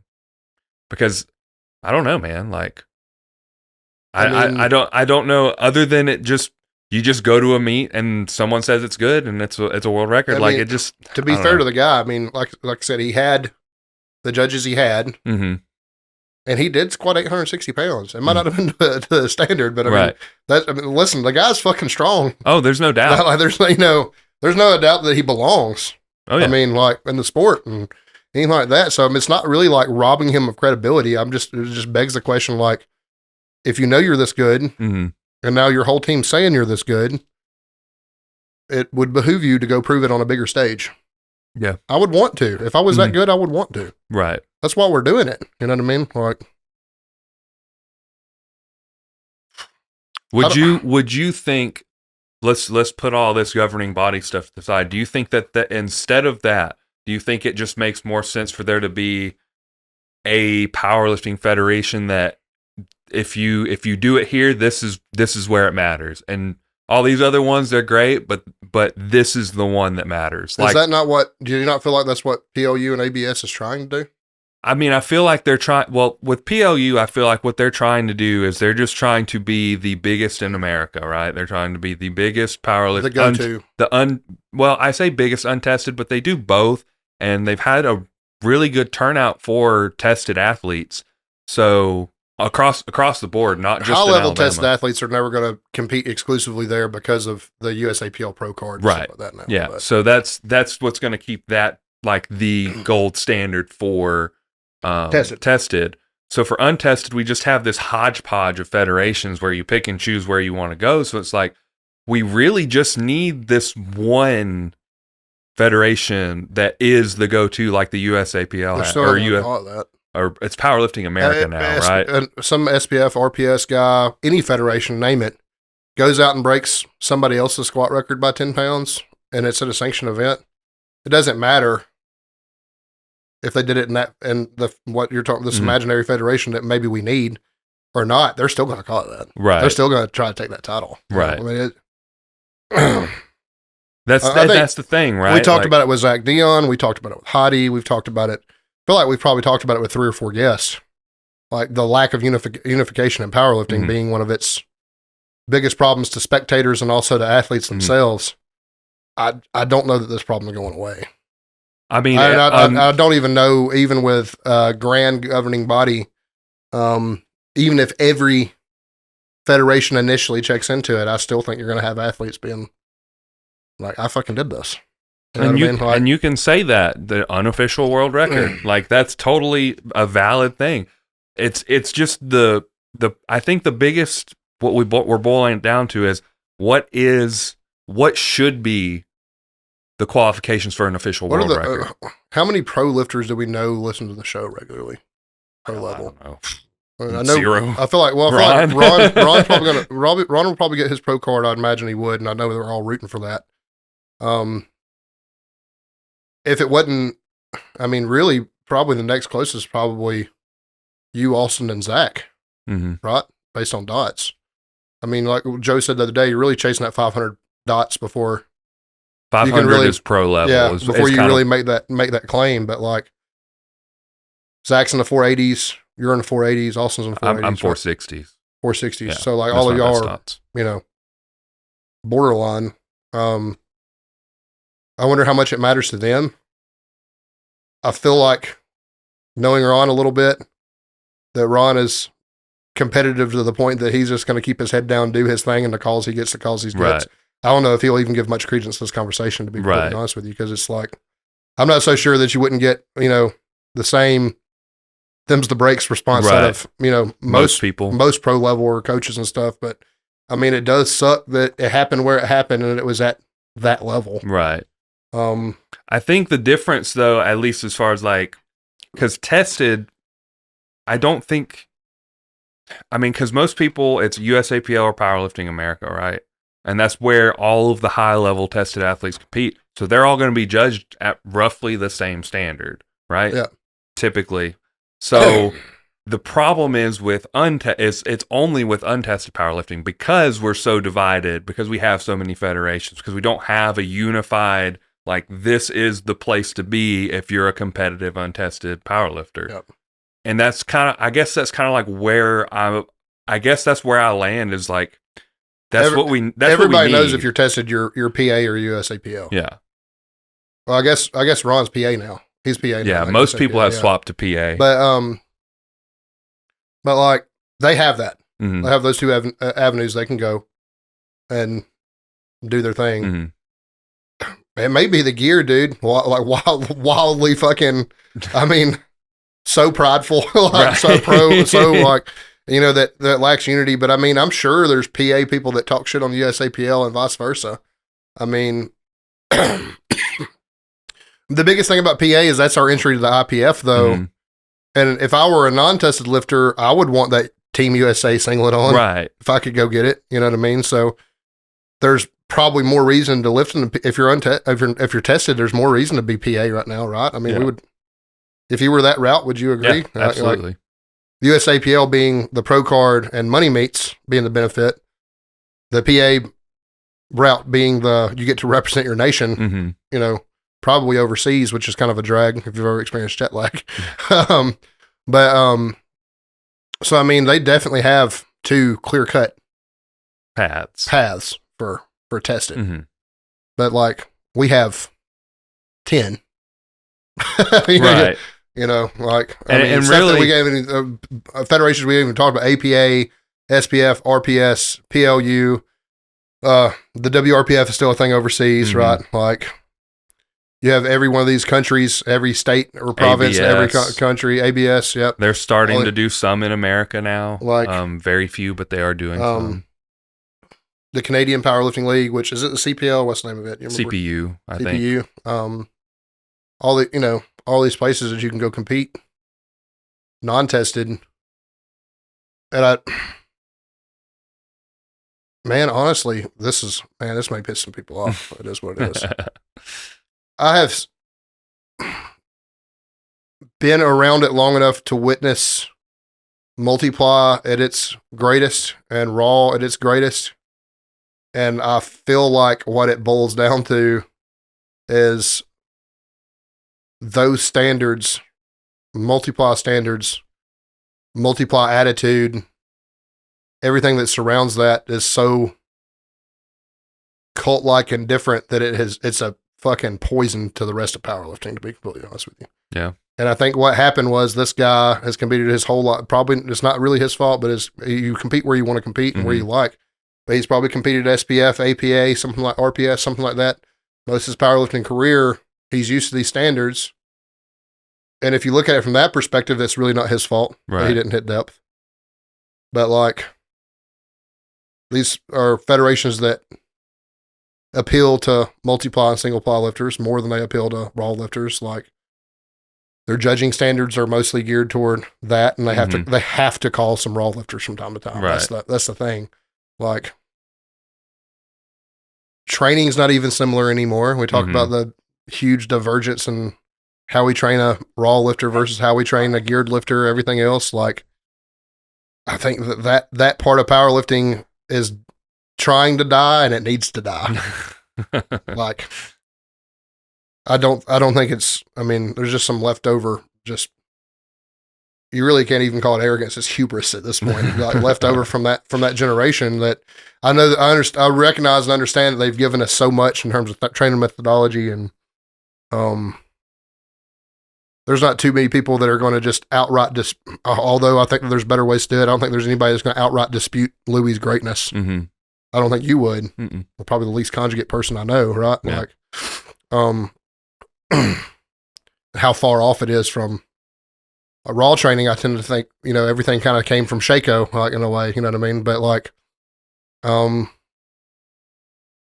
it's all some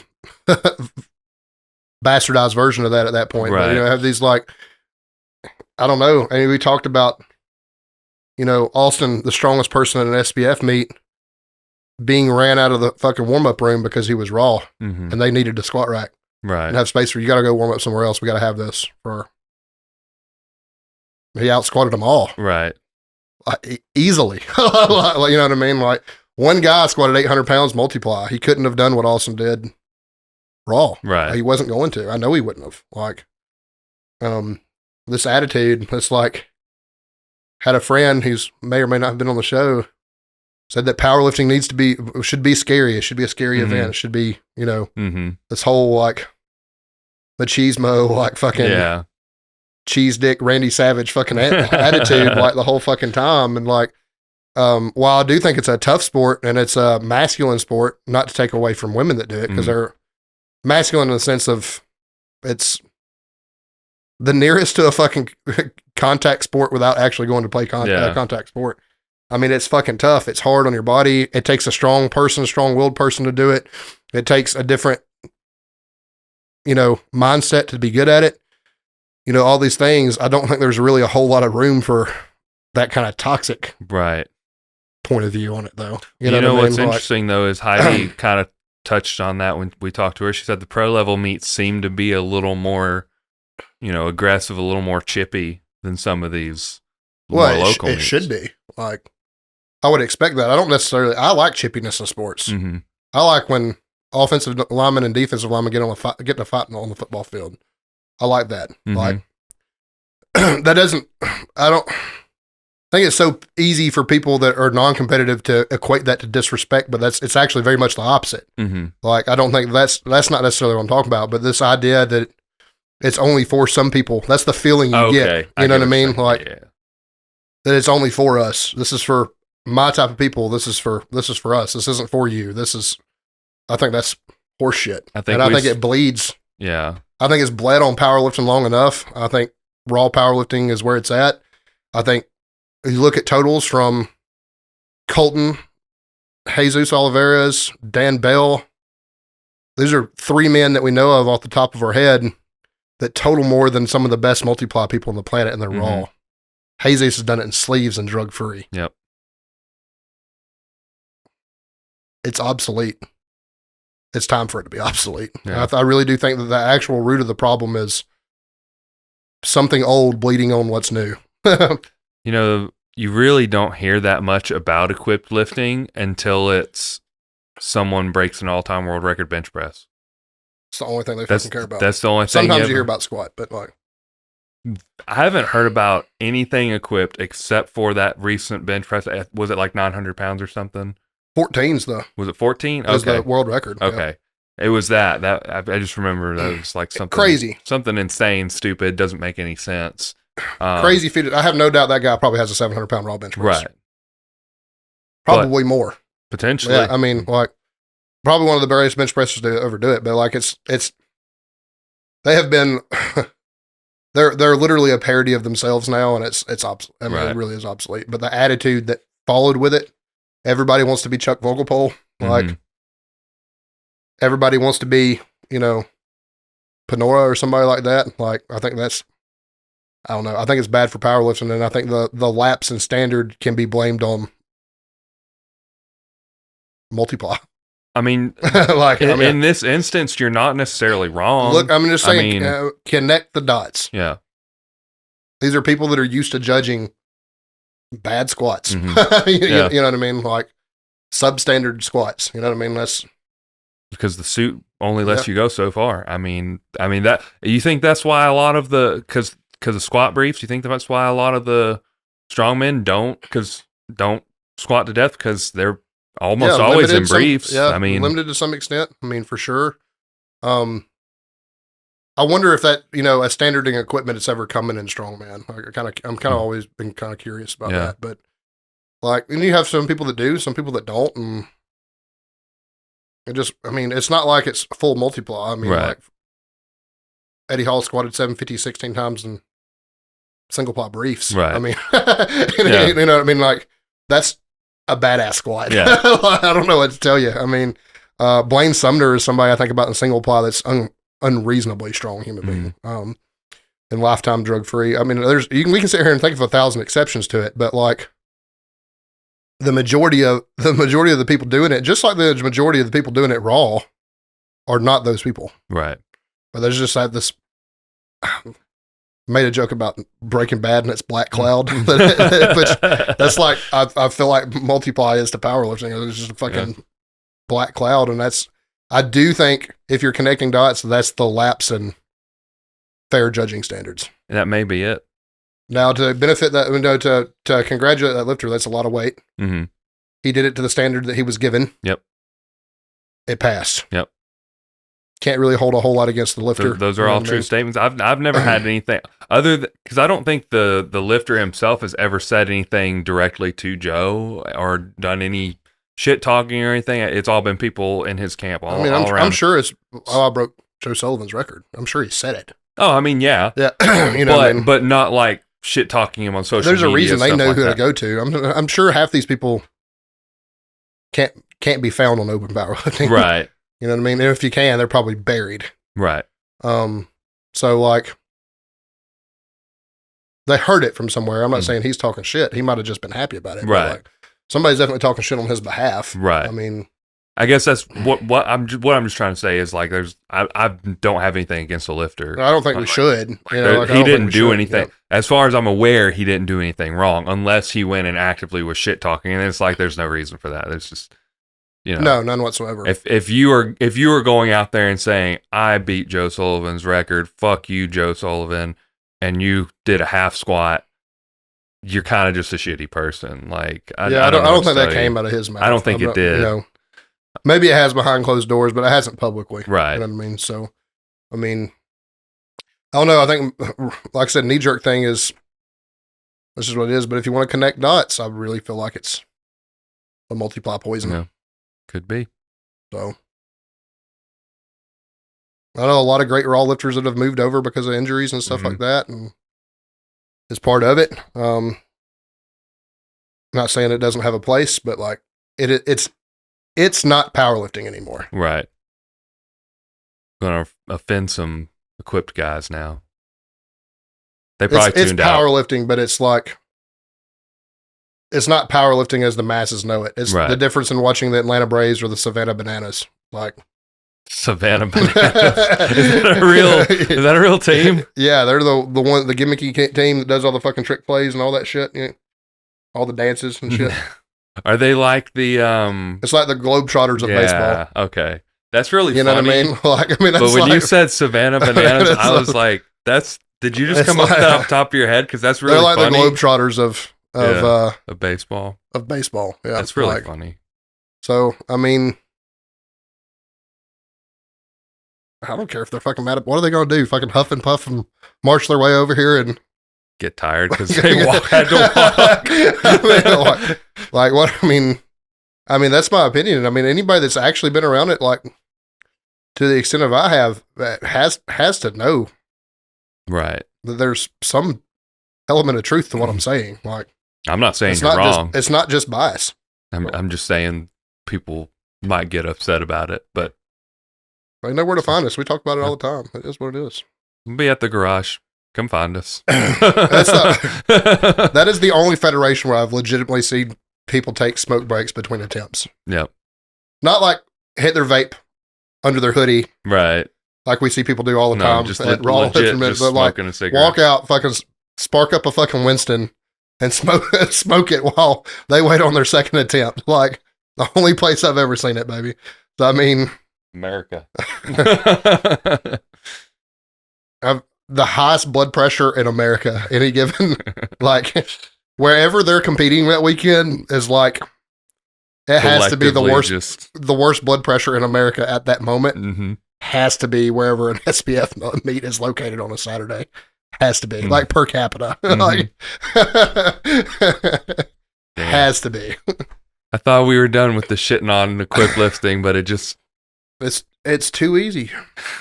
I mean, I think there's a time and place for it. If you like it, you like it. But like, even people involved in it and want to continue to be involved with it has to be aware that there's like a dissonance between the two.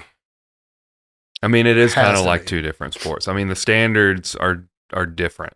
I mean, like, I don't know.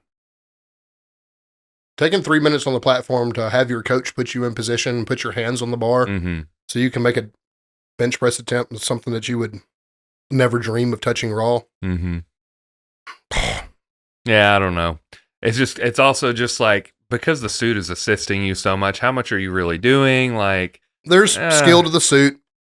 And like, I know that Bryant messed around the suit. I know that you have to learn your suit. I know that like there's a lot of technical prowess that goes into it. And I recognize and identify, don't identify with them, but I recognize and appreciate those things. Mm-hmm. But I mean, there is a definite dissonance between the two. And I think simply that is what played this man's squat standard. Yeah, potentially. Could have been. Oh. Is that it? That's all I got. Death threats are going to come rolling in anytime now. I'm checking my phone. Let's see how many. Haven't even published it yet. We heard you from outside. We were hanging outside your house and heard you talking shit. Check it real quick, see if there's any hate abroad. I'm just looking for dad jokes. Oh, yeah, dad jokes. That is the next portion, isn't it? It is. I have a rice cake tiramisu recipe that I've saved, apparently. Oh, man. I thought the dad joke was, like, forthcoming. Nope. That's just the first thing that I saw in my saved. Someone told me voting was my civic duty. I told them I can't vote. I can't vote because I drive a Toyota. Do you know why the clam murdered the oyster? I don't know. Shellfish reasons. I think I said that one already. I told Sandy this one the other day. I started reading a horror story in Braille. Mm-hmm. Something bad is about to happen. I can feel it. That's good.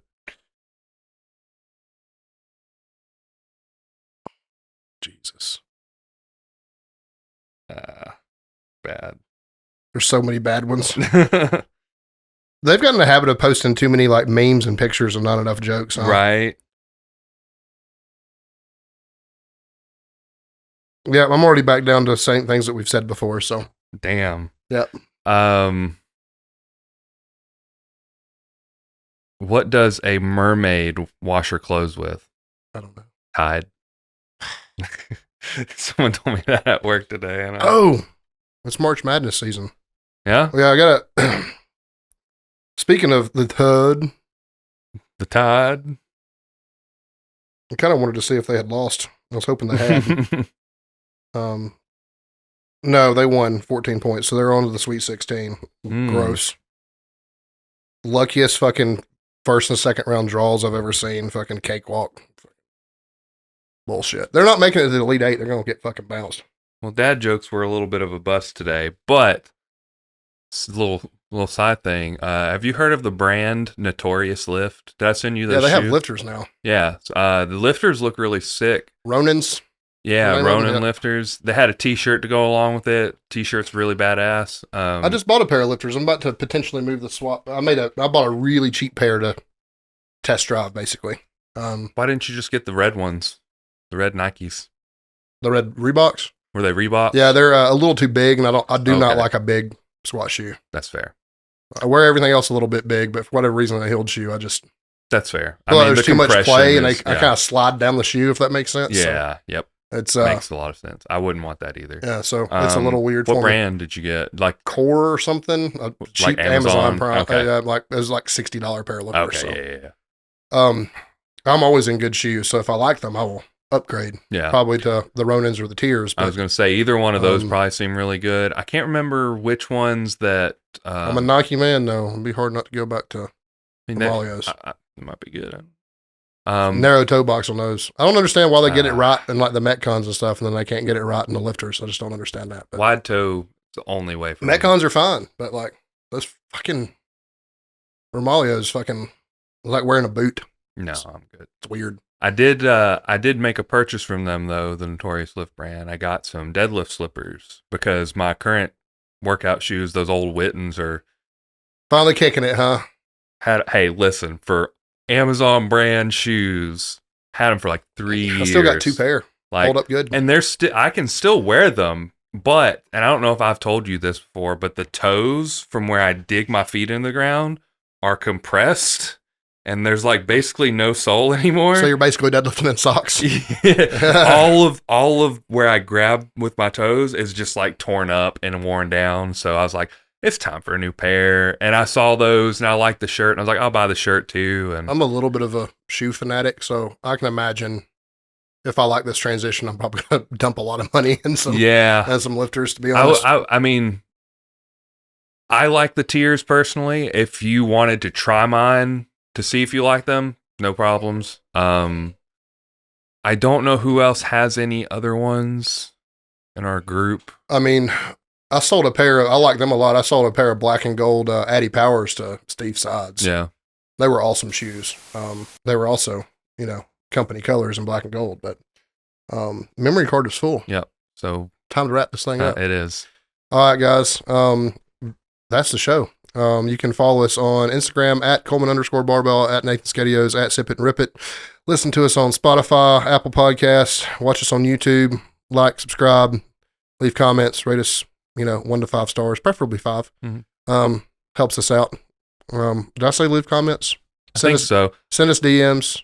Follow the podcast. Follow the podcast on Spotify. If you don't, you won't get notified of new episodes. We usually post them on Mondays, but sometimes Tuesdays. I wish that I could apologize for my multiply hate, but I can't. So it's a mindset thing, not a choice in sports. I promise. I understand the reason. Yep. But yeah, I mean, sponsors: Justin Smith at the Butcher, Chad Patterson at Jam Logistics. They do a great job. Both of them eat their meats, buy their gas. You know who I really want to sponsor from? Who? Anabar. Anabar. So I had one the other day, and I feel like that's something you're missed on. I think. What do you mean? You don't like them? I didn't say I didn't like them. They're half as good as Bear Bells at best. Really? Bear Bells smoke them. Bear Bells actually taste like a candy bar. That's the biggest one. I really like Bear Bells, but they're not as sweet as an Anabar is. So Anabar gives more of a sweet tooth kicking vibe. Yep. They also have more sugar in them, so that's why they're sweeter. Well, that would make sense, right? But I like them both. Bear Bells macros are decent. I don't know how about. I didn't look at Anabar's. Anabar's is a little worse, just higher in carbs, I think. So you just buy Bear Bells. Bear Bell sponsorship right here is what I'm working on. It'd be a lot harder to get a Bear Bells than an Anabar. Probably so. Both of them are good. Honest God, I keep both of them in my pantry. So, but my love for Anabar was re-sparked when I bought those 2 boxes. I just had ironically, we talked about the Fruity Pebbles crumble. Yep. Just same week, the night before Friday, I had a Fruity Pebbles Anabar, and it was good. Really? Is all their peanut butter based? No. I feel like there's a peanut butter flavor in every Anabar I've ate. I don't think so. Well, I know the peanut butter, the Monster cookie, and I think the cookies and cream has peanut butter in it. That's why you don't like them, because they got peanut butter in it. Well, like to have something that was like supposed to be fruity flavored, it was good, but it was overwhelmingly peanut buttery. That's weird. Maybe I feel like there's got to be peanut butter in their base. I was going to say maybe they're base something protein. like a PB2 or something like maybe that. So. You know what I mean? But no hate. Don't dislike them. Just Bear Bells are better. I mean, that's fair. Like I like we agreed about the Snickers protein bar, right? trash. Way overrated. I don't want to say the worst protein bar I've ever had because I've had some bad protein bars. You can eat a Cliff Bar and tell me about it. Cliff Bars are not good. Or what? The Cliff Builts, is that what they are? Builder bar. Builder bars. That's what I'm talking about. Yeah. Quest is pretty bad. Quest burns the roof of my mouth. I get a chemical burn Really? from Quest. Mm-hmm. I'm not a big fan. I don't think I've ever had a Quest bar that was good. Now they have those little Reese cup things that are really good. Yeah, they're great, but they also burn the roof of my mouth. There's something in them. They're erythritol? Maybe. I don't know. It's fucked up. Anyway, don't be a hoe. Share the show. Don't sue me, Andy Frisella. And bye, y'all.